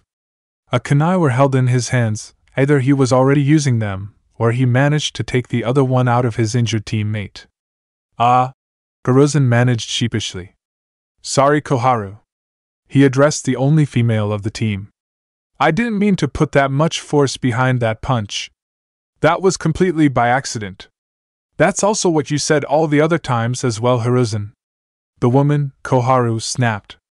Just give me a minute, I'm going to have to expend a bit of chakra to heal Dash. She was cut off by her other male teammate with the green scarf. Hiruzen. Koharu. He called out. When his two companions then turned to look at him, the unnamed male then gave a gesture with his head in Naruto's direction. We have an audience. Finally, Naruto mentally sighed. I didn't think that I had hidden my chakra that well. The two other teammates then snapped their heads around to look at Naruto's direction before becoming visibly startled, apparently not expecting someone to be able to sneak up on them. It was the injured member of the trio that addressed him first. Oh, sorry Hyuga-san, we didn't know that you were there. While Naruto was startled at being called Hyuga-san, he didn't allow the surprise to be displayed on his features though. As he got over the shock, he should have realized that someone would have addressed him as such. Without his blindfold, Naruto could be mislabeled as a Hyuga due to his white eyes, and while he did have the Byakugan, Naruto had no desire to be thrown in with the rest of Mushia's descendants. He was quite ashamed of them if anything. Enslaving family was an incredible offense in Naruto's book, and until the clan changed or someone was born that was against the branding of branch house members with the caged bird seal, Naruto would never associate formally with that clan unless it was necessary. Don't worry. Naruto waved her off. I'm not from the Hyuga clan. Huh. Was the general response for the three of them before the unnamed one spoke. But you have the Byakugan, he said with a little disbelief. How can you not be in the Hyuga clan? Naruto simply gave a small chuckle at man. Because I don't have the Byakugan, Naruto said, startling all of them. I'm actually blind. Naruto went with the lie that he originally gave Hashirama and Madara. He didn't actually know if Hashirama still believed that he was blind and that he could see using chakra. All three of them were shocked at the answer. But then how do you see? Hiruzen asked before his teammate beside him slapped the back of his head while the last, injured teammate simply face-palmed at the bluntness of her teammate, wincing as she did so, the movement aggravating her injury. Hiruzen, she hissed, ignoring the sharp spike of pain that she just felt in favor of berating her teammate. You don't ask something like that straight to their face. It's okay, Koharu-san, Naruto said, remembering her name being spoken earlier. I use chakra to see, Hiruzen-san, Naruto said, addressing the question asked by Hiruzen. See, Hiruzen said to Koharu. You and Hamura always say that my questions will get me in trouble and are annoying. But unlike you two, I see the value that asking questions has. He said triumphantly while his scarf-wearing friends, Hamura's, frown seemed to deepen. It's not that we don't see the value in questions, Hiruzen, Hamura explained to his shinobi friend. It's just that we know which questions shouldn't be asked and which ones should. You're eventually going to offend someone with your questions. You're just lucky that our visitor was not offended. Speaking of visitors, Hamura then turned to look Naruto's way before asking a question. If it is not too much trouble, may we have your name? Naruto simply gave a small smile before replying. Naruto, my name is Naruto. There was no harm in giving out his name, right? Why'd your parents name you after a ramen topping? Hiruzen asked, making Naruto begin to wonder if he had any control over his mouth. Naruto didn't actually know if he was meant to take that as an insult or not. It sounded like Hiruzen was simply asking a question, but Naruto could detect slight amusement in his voice. My name means Maelstrom. Naruto responded, not showing just how annoyed he was at the question. He'd been born hundreds of years before the thought of ramen was born, let alone ramen toppings. People should be asking if they named a ramen topping after him. It was all because of that bastard Kishimoto, ruining his name like he did. Why on Kami's green earth would you use the same word for whirlpool as a ramen topping? Naruto got that they might look similar if you looked at them both at the right angle, but other than that, they had nothing in common. Couldn't Kishimoto have ruined a different name, one that wasn't Naruto? He just had to choose the name of the only person who didn't age. It was like one big joke from Kami. I'm sorry for my teammate's rudeness, Kohara said apologetically, while shooting daggers at her obnoxious friend, though he'd simply say he was curious. Kohara then turned her gaze to her stomach before a look of concentration appeared on her face and her hands glowed green. She pressed her hands over the injured area and let the medical chakra flow into her body and begin to heal the bone of its fracture. Naruto had to hide a small smile while he was looking over at what Kohara was doing. If he had to name a good thing that came out of Hagoromo giving chakra, more specifically his chakra, to the world, it had to be the medical techniques that had been invented. They helped people, something that Hagoromo had been trying to do when he had originally stolen Naruto's chakra. So, in a way, Hagoromo had succeeded in making the world a better place. People were now able to heal each other from various injuries, extract poisons, diagnose illnesses and more. It was something that Naruto knew that Hagoromo would be proud of if he could see it. Though he would have to overlook the fact that he also gave the world its most powerful weapon, which was something that Naruto knew that his brother wouldn't overlook. Shaking himself out of those thoughts, Naruto watched as Kohara slowly stood up, making sure not to go too fast in case her injury hadn't healed completely. Eventually, she managed to get to her feet before turning to face Naruto. So what can we do for you, Naruto-san?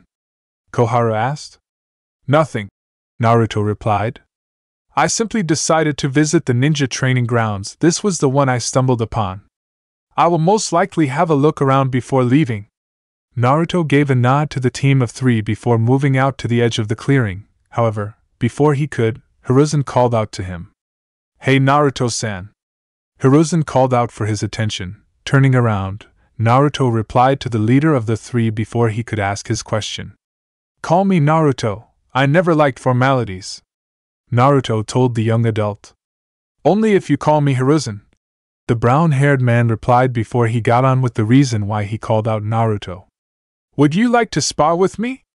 Whatever Naruto had thought Hiruzen was going to ask, a request for a spar was certainly not it. The surprise showed on his face. Naruto had never had a true spar since Hagoromo and himself used to spar when his brother was alive.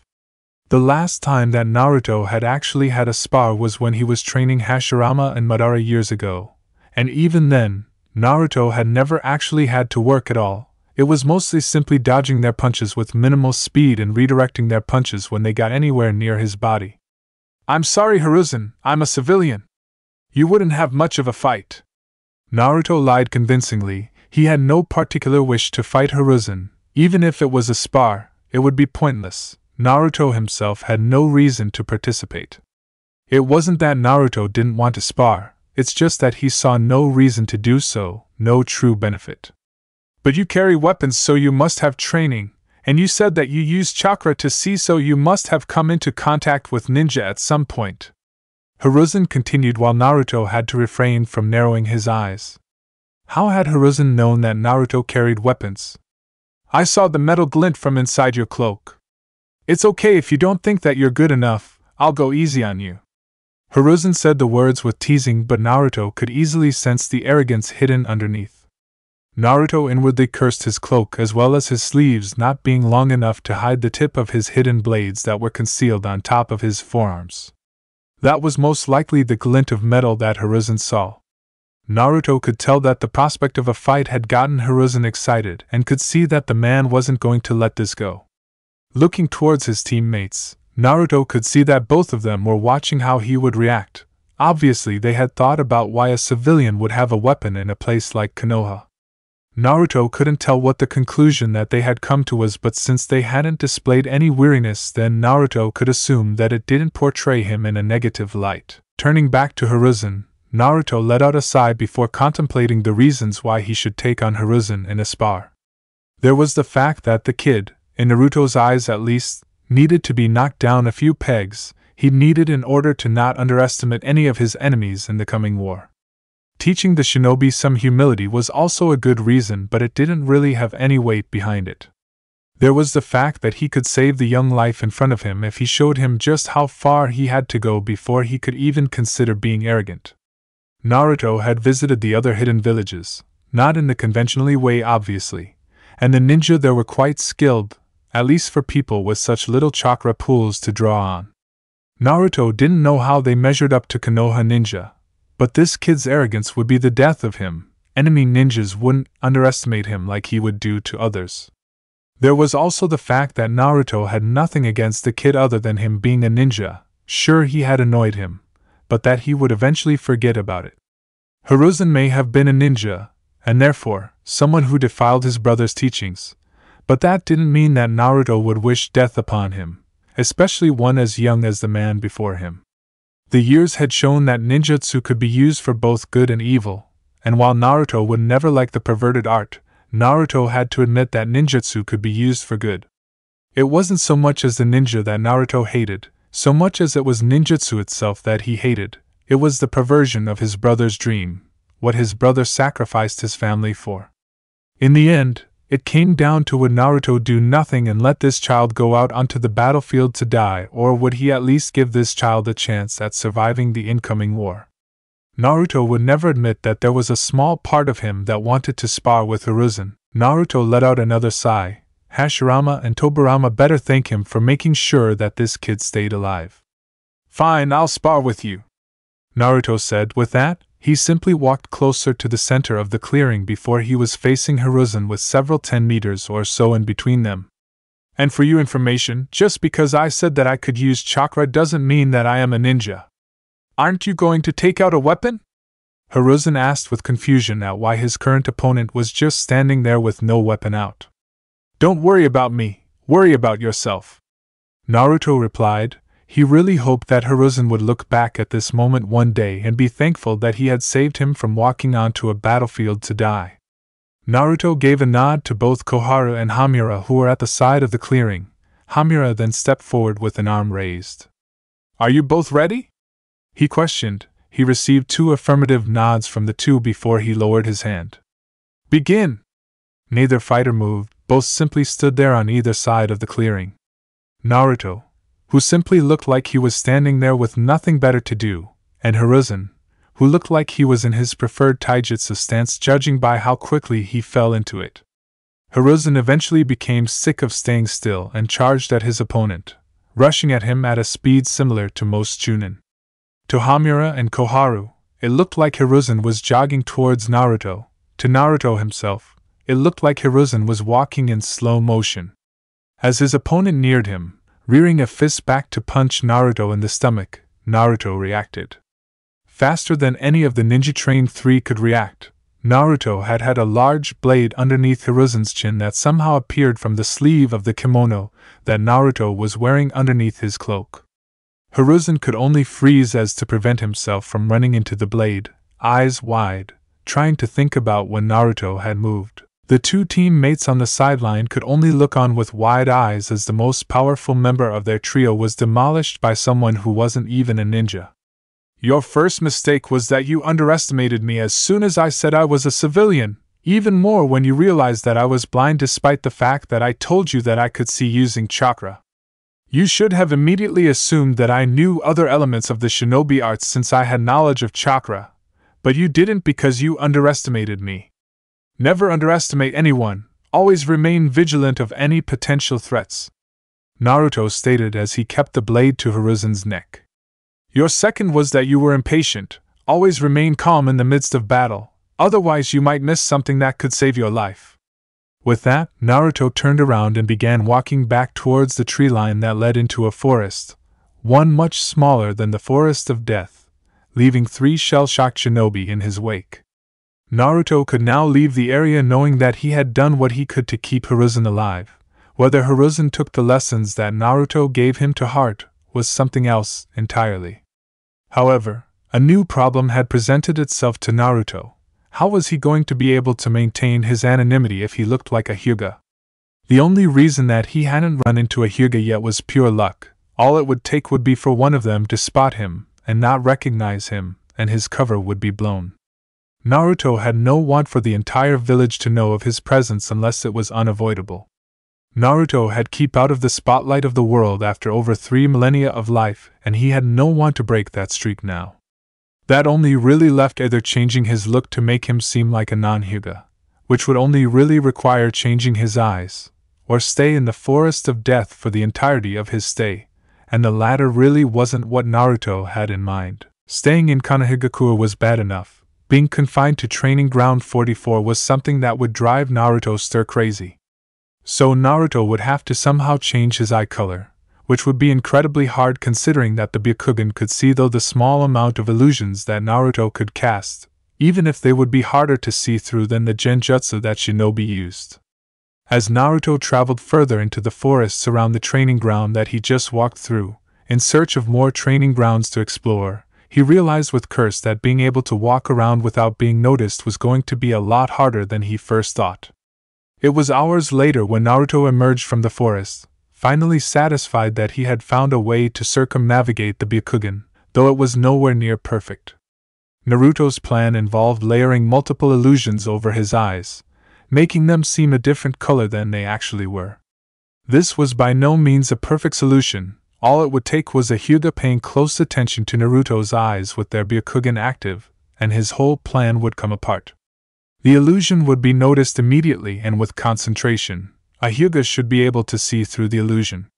But as long as he had no reason to make anyone study his eyes closely, then he should be fine. The illusions should stop the general populace paying attention to Naruto's eyes, and one shouldn't be able to undo the multiple illusions without effort which Naruto would notice, hopefully giving Naruto enough time to either hide his eyes or take out the one trying to dispel the illusion without a fuss. That wasn't all that Naruto had done with his time in the forest. He had searched for the other training grounds that should have been posted around the area. Naruto had actually found them quite easy. Unlike with Training Ground 44, all the other training grounds were grouped together, so it was easy to move from training ground to training ground. It appeared that only Training Ground 44 was set apart from the others. Something Naruto found strange was that there were several training grounds that were covered by illusions. Some masked the location of the training ground, making appear as a group of tightly condensed trees, while others simply made them look pristine, or not in use. This was most likely because many ninja like to keep their skills secret. Quite strange, since ninja have gone from a group that largely operated in the shadows of the world to glorified samurai. Naruto would have thought that shinobi had lost the ability to be sneaky. Apparently not. Walking out of the training ground, Naruto looked to the sky and saw that it was beginning to near the end of the day. Deciding to see what Tobirama wanted before he began his trek back to the Forest of Death, Naruto headed towards the Hokage Tower. Naruto quickly made his way through the village towards his destination. The illusions over his eyes may make Naruto feel safer, but Naruto wasn't taking any chances. Walking upstairs of the Hokage Tower, Naruto found himself on the top level facing a secretary with multiple chairs around the room and a door to the left of the secretary's desk. "Can I help you?"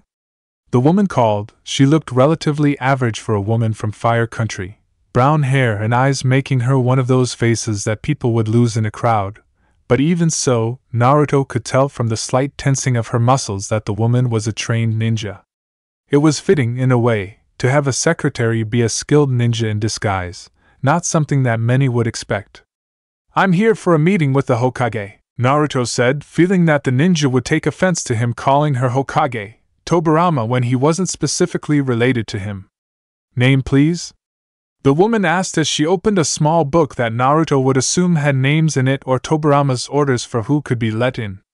"Naruto," said man replied.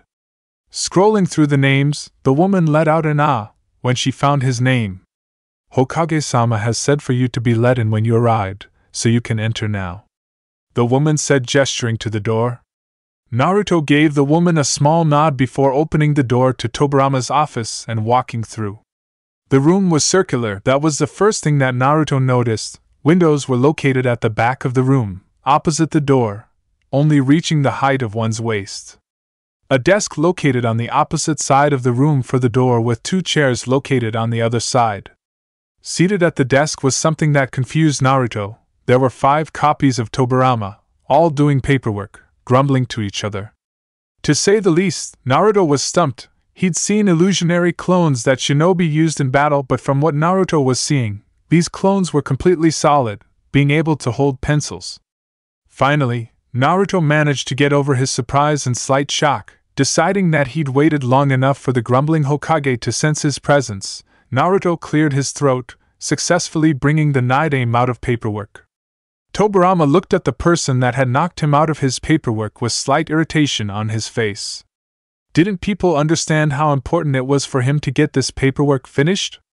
All it would do was continue to pile up until he was overwhelmed, and it was still hard to do even when Tobirama had 4 Kage Bunshins, shadow clones, to help him. Their ability to be solid as well as their ability to transfer all information learned back to Caster were invaluable to Tobirama when he was doing paperwork. It should be, though. After all, paperwork was the reason that he had created the Kage Bunshin technique in the first place. Getting a good look at the person who interrupted him, Tobirama realized that it was Naruto. Quickly getting up and creating another shadow clone to substitute with him, Tobirama led Naruto over to where a couch and chairs were set up on one side of the room. Tobirama claimed one of the chairs while Naruto took the couch, sitting at the end of the furniture. "What did you want to talk about, Tobirama?" Naruto started off the conversation by getting straight to the point. There was no reason to dance around why he was here. "I wanted to talk about who you would train, as well as specify what would happen should certain scenarios occur," Tobirama replied, meeting Naruto's gaze. "I want to iron out the details now so that my successor won't have to deal with them in the future. You seem awfully sure that you won't make it through this war by the way that you're talking. Are you really that sure about your death?" Naruto asked curiously. While Naruto knew that it was incredibly possible for Tobirama to fall during this war, there was also a large possibility that Tobirama would survive. "No," the Senju admitted. "I'm not sure if I will survive the coming conflict, but it is better to be prepared for the worst, and it not coming rather than not prepare for the worst, and it does happen." They were wise words, Naruto could admit that much. "But I wish to get on with the reason why you are here. In the event of both myself and Hashirama dying during the war, what will you do?" Tobirama questioned. "That depends," Naruto began. "Should the war end, and the person that I am to train be an unsuitable age to be trained, I will leave the village and come back when they are. Should that person be of age, then I will train them for around a year before leaving, depending on if the war is over or not by that time. Either way, I would train the person for around a year, depending on how much natural talent they have in the field I teach them in, before leaving. You have nothing to worry about, Tobirama. I do not go back on my promises if I can help it." Tobirama gave a nod. He couldn't tell if Naruto was telling the truth or not, but Hashirama had told him to trust Naruto's word, and now, as he sat in front of the man, Tobirama's gut was telling him the same thing. "Very well, I will trust your word, Naruto. Please don't make me regret it." Taking in a deep breath, Tobirama steered the conversation back to the person that Naruto would train. "Myself, Hashirama, and Haru have all decided for Tsunade to be the one you teach when she turns 10. What you teach her is entirely up to you. In case both myself and Hashirama die in the war, Haru, Mito, or Miki will inform the current Hokage of the situation before you are allowed to take Tsunade from the village to train or do whatever you need to in order to maximize her training. That is acceptable." Naruto nodded. "Good." Tobirama looked like he was going to say something else but stopped himself from speaking. Naruto saw this and raised an eyebrow. From the small time he had known Tobirama, the man had never acted like this. "Speak your mind, Tobirama. What do you wish to say?" Naruto encouraged the man to talk. Tobirama shifted in his chair before speaking. How do you think Konoha will be affected by the coming war? How long do you think that we could last against the other hidden villages should they decide to form a temporary alliance against us? That was one of Tobirama's biggest fears for the coming war, that Suna, Iwa and Kumo, three of the strongest hidden villages, would come together to eliminate Konoha. Kiri wasn't a problem. Should worse come to worse, Uzushio should be able to deal with Kiri. They certainly had the strength to so. One should never underestimate a seal master. Even the weakest of them had the potential to turn the tide of a battle. But even the combined might of Konoha and Yuzu wouldn't be enough to hold off Suna, Iwa and Kumo should they decided to join forces and end Konoha. Naruto was truly Konoha's only hope should that happen. In all honesty, Naruto said, breaking Tobirama out of his inner thoughts. Konoha would perhaps last a year or so should that happen, but that also depends on the reason why the other villages joined together. If it's because they wish to eliminate a strong village at the beginning, perhaps a year. If Konoha is doing well in the war and the other three feel threatened, 2 years or so. But if it's because the other villages smell blood in the water, I would estimate less than a year.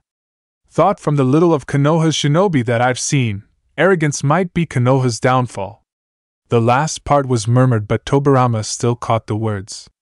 What do you mean arrogance might be Konoha's downfall? Tobirama questioned Naruto. Naruto blinked.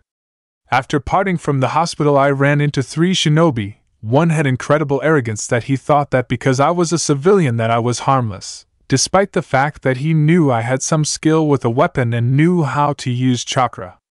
His arrogance astounded me. Naruto finished his little rant with a huff. Arrogance was the downfall of anyone with power that didn't know the limitations of it. I soundly beat him in a spar, so I hope that my intended lesson gets through to him. Do you know what both the shinobi and his teammates looked like? Tobirama inquired. Arrogant shinobi were something that Tobirama couldn't afford to have at this time, with war on the horizon. While Tobirama had not actively tried to get rid of arrogance inside his ranks, he usually tried to eliminate arrogance whenever he could. He couldn't help but wonder who it was though. Tobirama only knew one shinobi who was still arrogant after a meeting with him, but it could be anyone in the village. A shinobi called Hiruzen and his teammates, Koharu and Hamura. Naruto answered and Tobirama had to suppress a sigh, bringing a hand up to rub his head. I take it that you know them, Naruto presumed. Yes, Tobirama admitted. Hiruzen, Koharu and Hamura are my genin team. Seeing the blank look on Naruto's face, Tobirama explained. When a ninja reaches the rank of Jonin, they are required to take on a genin team, a team consisting of 3 new ninja that are selected from 3 different clans. They are taken from clans that allow their children to become genin. The jonin is then expected to train that genin team until they can reach chunin through a field promotion, or once I feel that they have the right skills. However, genin choose to remain as teams even after they have achieved the rank of chunin. Once the chunin then become jonin, they are then expected to take a genin team, like a cycle. However, no ninja is expected to pass on clan techniques, unless the clan head allows them to. Naruto nodded along as he listened to Tobirama's explanation of how the shinobi ranking system worked, but he frowned at the end, something which Tobirama noticed but continued anyway. Both myself and Hashirama are grooming Hiruzen in a way for becoming Hokage should the both of us pass on. However, he has become arrogant in the process. Any attempt to beat the arrogance out of him by either myself or Hashirama by beating him in fights fails because Hiruzen holds us both in such high regard, insisting that no one can beat us. Tobirama gave a sigh of frustration. Hiruzen was born 2 years after Konoha was first founded, so he has never known true conflict. As such, he underestimates the power that other people can wield. He believes that myself and Hashirama are the most powerful shinobi in the world and underestimates the power of the other Kages, believes that they can't hold a candle to us. Because both myself and Hashirama have been teaching him, and he believes himself to be stronger than he actually is because of it, it doesn't help that no one has beaten him in a while. I must thank you for defeating him. Hopefully that will knock him off his high horse, but even if it doesn't, war will. Tobirama said grimly. Silence reigned for the moment as both men sat, both lost in their own thoughts. Tobirama, about his student, while Naruto was thinking about what Tobirama had said. Eventually, Naruto asked several questions that came to mind about what Tobirama had said about the ninja ranking system. "If you don't mind, I have a few questions," Naruto asked. When Tobirama gave a nod, Naruto continued. "What if the genin don't have the same base training or start at different ages? What if some genin have more or less training than others? Also, what if a civilian wants to become a ninja?" Naruto's frown then deepens and he gives Tobirama a piercing stare. "Actually, that reminds me, are you trying to advertise the ninja lifestyle to civilians by making your ninja act as if their occupation was some big game?" Tobirama took a moment to respond. "In a way, yes." Seeing Naruto's narrowed eyes, Tobirama quickly explained what he meant. "Sometime within the year, I plan to open a shinobi training facility for the shinobi clans to send their children to, from as early as 4, in order for them all to get the same education when it comes to the shinobi arts, apart from any clan techniques that the clans teach their children. Civilians may also send their children there, however, the instructors there will make sure that they civilian-born children know exactly what they are getting into. It is designed to turn out genin-level shinobi within 3 years at the most, 2 years if the children have enough talent, but all that is estimated." Naruto's face twisted into a frown, then a grimace before the man sighed. "I won't tell you how to run the village because it's not my place, nor would I have any idea how to, but I will say this. I don't agree with sending children into battle," Naruto told Tobirama. Naruto had never led a village, he's never been a shinobi, or been in a position of political or military power, so he couldn't condemn Tobirama without walking mile in the man's shoes. But what Naruto did know was that sending 6-year-old children into war was something that went against his morals. The children wouldn't see battle until they were at least chunin unless it was an emergency, and this is only a wartime setting. When in peace, the children will learn at a much slower pace, in order for them to still remain children. I don't like the idea of sending children in any more than you do, Naruto," Tobirama replied, making Naruto sigh. "I still don't like this, Tobirama. This goes against my morals. You might be okay with this, being forced into war at an early age, but you must see that this is nothing like clan wars." Naruto tried to reason with Tobirama, to perhaps convince him to set back the graduation date for the training facility, but the Hokage held his ground. "The children will be fine, Naruto. I have grown up in war dash." Tobirama was cut off by Naruto slamming his fist down on the armrest of the couch and leveling the second Hokage with a chilling stare. "No, you have not, Tobirama. You have not seen the true horror of war, all you have had is but a taste." Naruto hissed as his chakra flared in tandem with his anger. "The clan wars that you have experienced are nothing compared to scale of the conflict that is coming. What you experienced will be made to look like an odd clash at borders in the face of what is coming. You grossly underestimate the difference between clan wars and world wars, so let me explain the difference. In a clan war, the largest scale battle that you will experience would be 50 people from 2 clans fighting each other. In a world war, 100 people fighting each other is called a skirmish. In a world war, it is not called a battles unless there are at least a few hundred people on either side.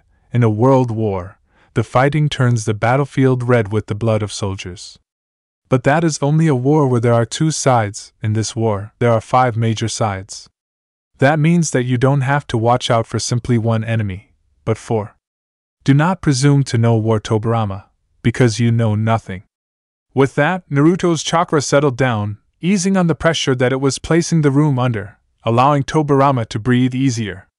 Naruto said nothing as Tobirama caught his breath. "If that's all, Tobirama, I'm going to go sleep. I think I've done and experienced enough for today," Naruto said as he stood up from the couch. Barely giving Tobirama a glance, Naruto exited the office, leaving a Hokage that was shocked and slightly fearful. Had he really experienced war, or were the clan wars merely a taste of what was to come? If so, was he prepared? Were any of them prepared for what was coming? Tobirama could only hope and pray that they were. But he wouldn't get much time to do so though, for 2 days later, it would be found that Suna began to mobilize their forces on Konoha and the Land of Fire in retaliation for a sighting of the Kyuubi near the border of the Land of Wind and the Land of Rivers, believed that the Kyubi was under Konoha control. They took it as an act of war. This then caused Konoha to mobilize her forces against Suna, which caused the 3 other major hidden villages to do the same, sparking war amongst shinobi. Within days, Konoha was getting information that Yuza had sent shinobi to keep Kiri away from the eastern shores of the Land of Fire, while Suna was nearing the border of Fire River's border, and that Iwa and Kumo had begun fighting each other while sending shinobi to attack Suna and Konoha while they were fighting each other. The Shinobi World War had begun.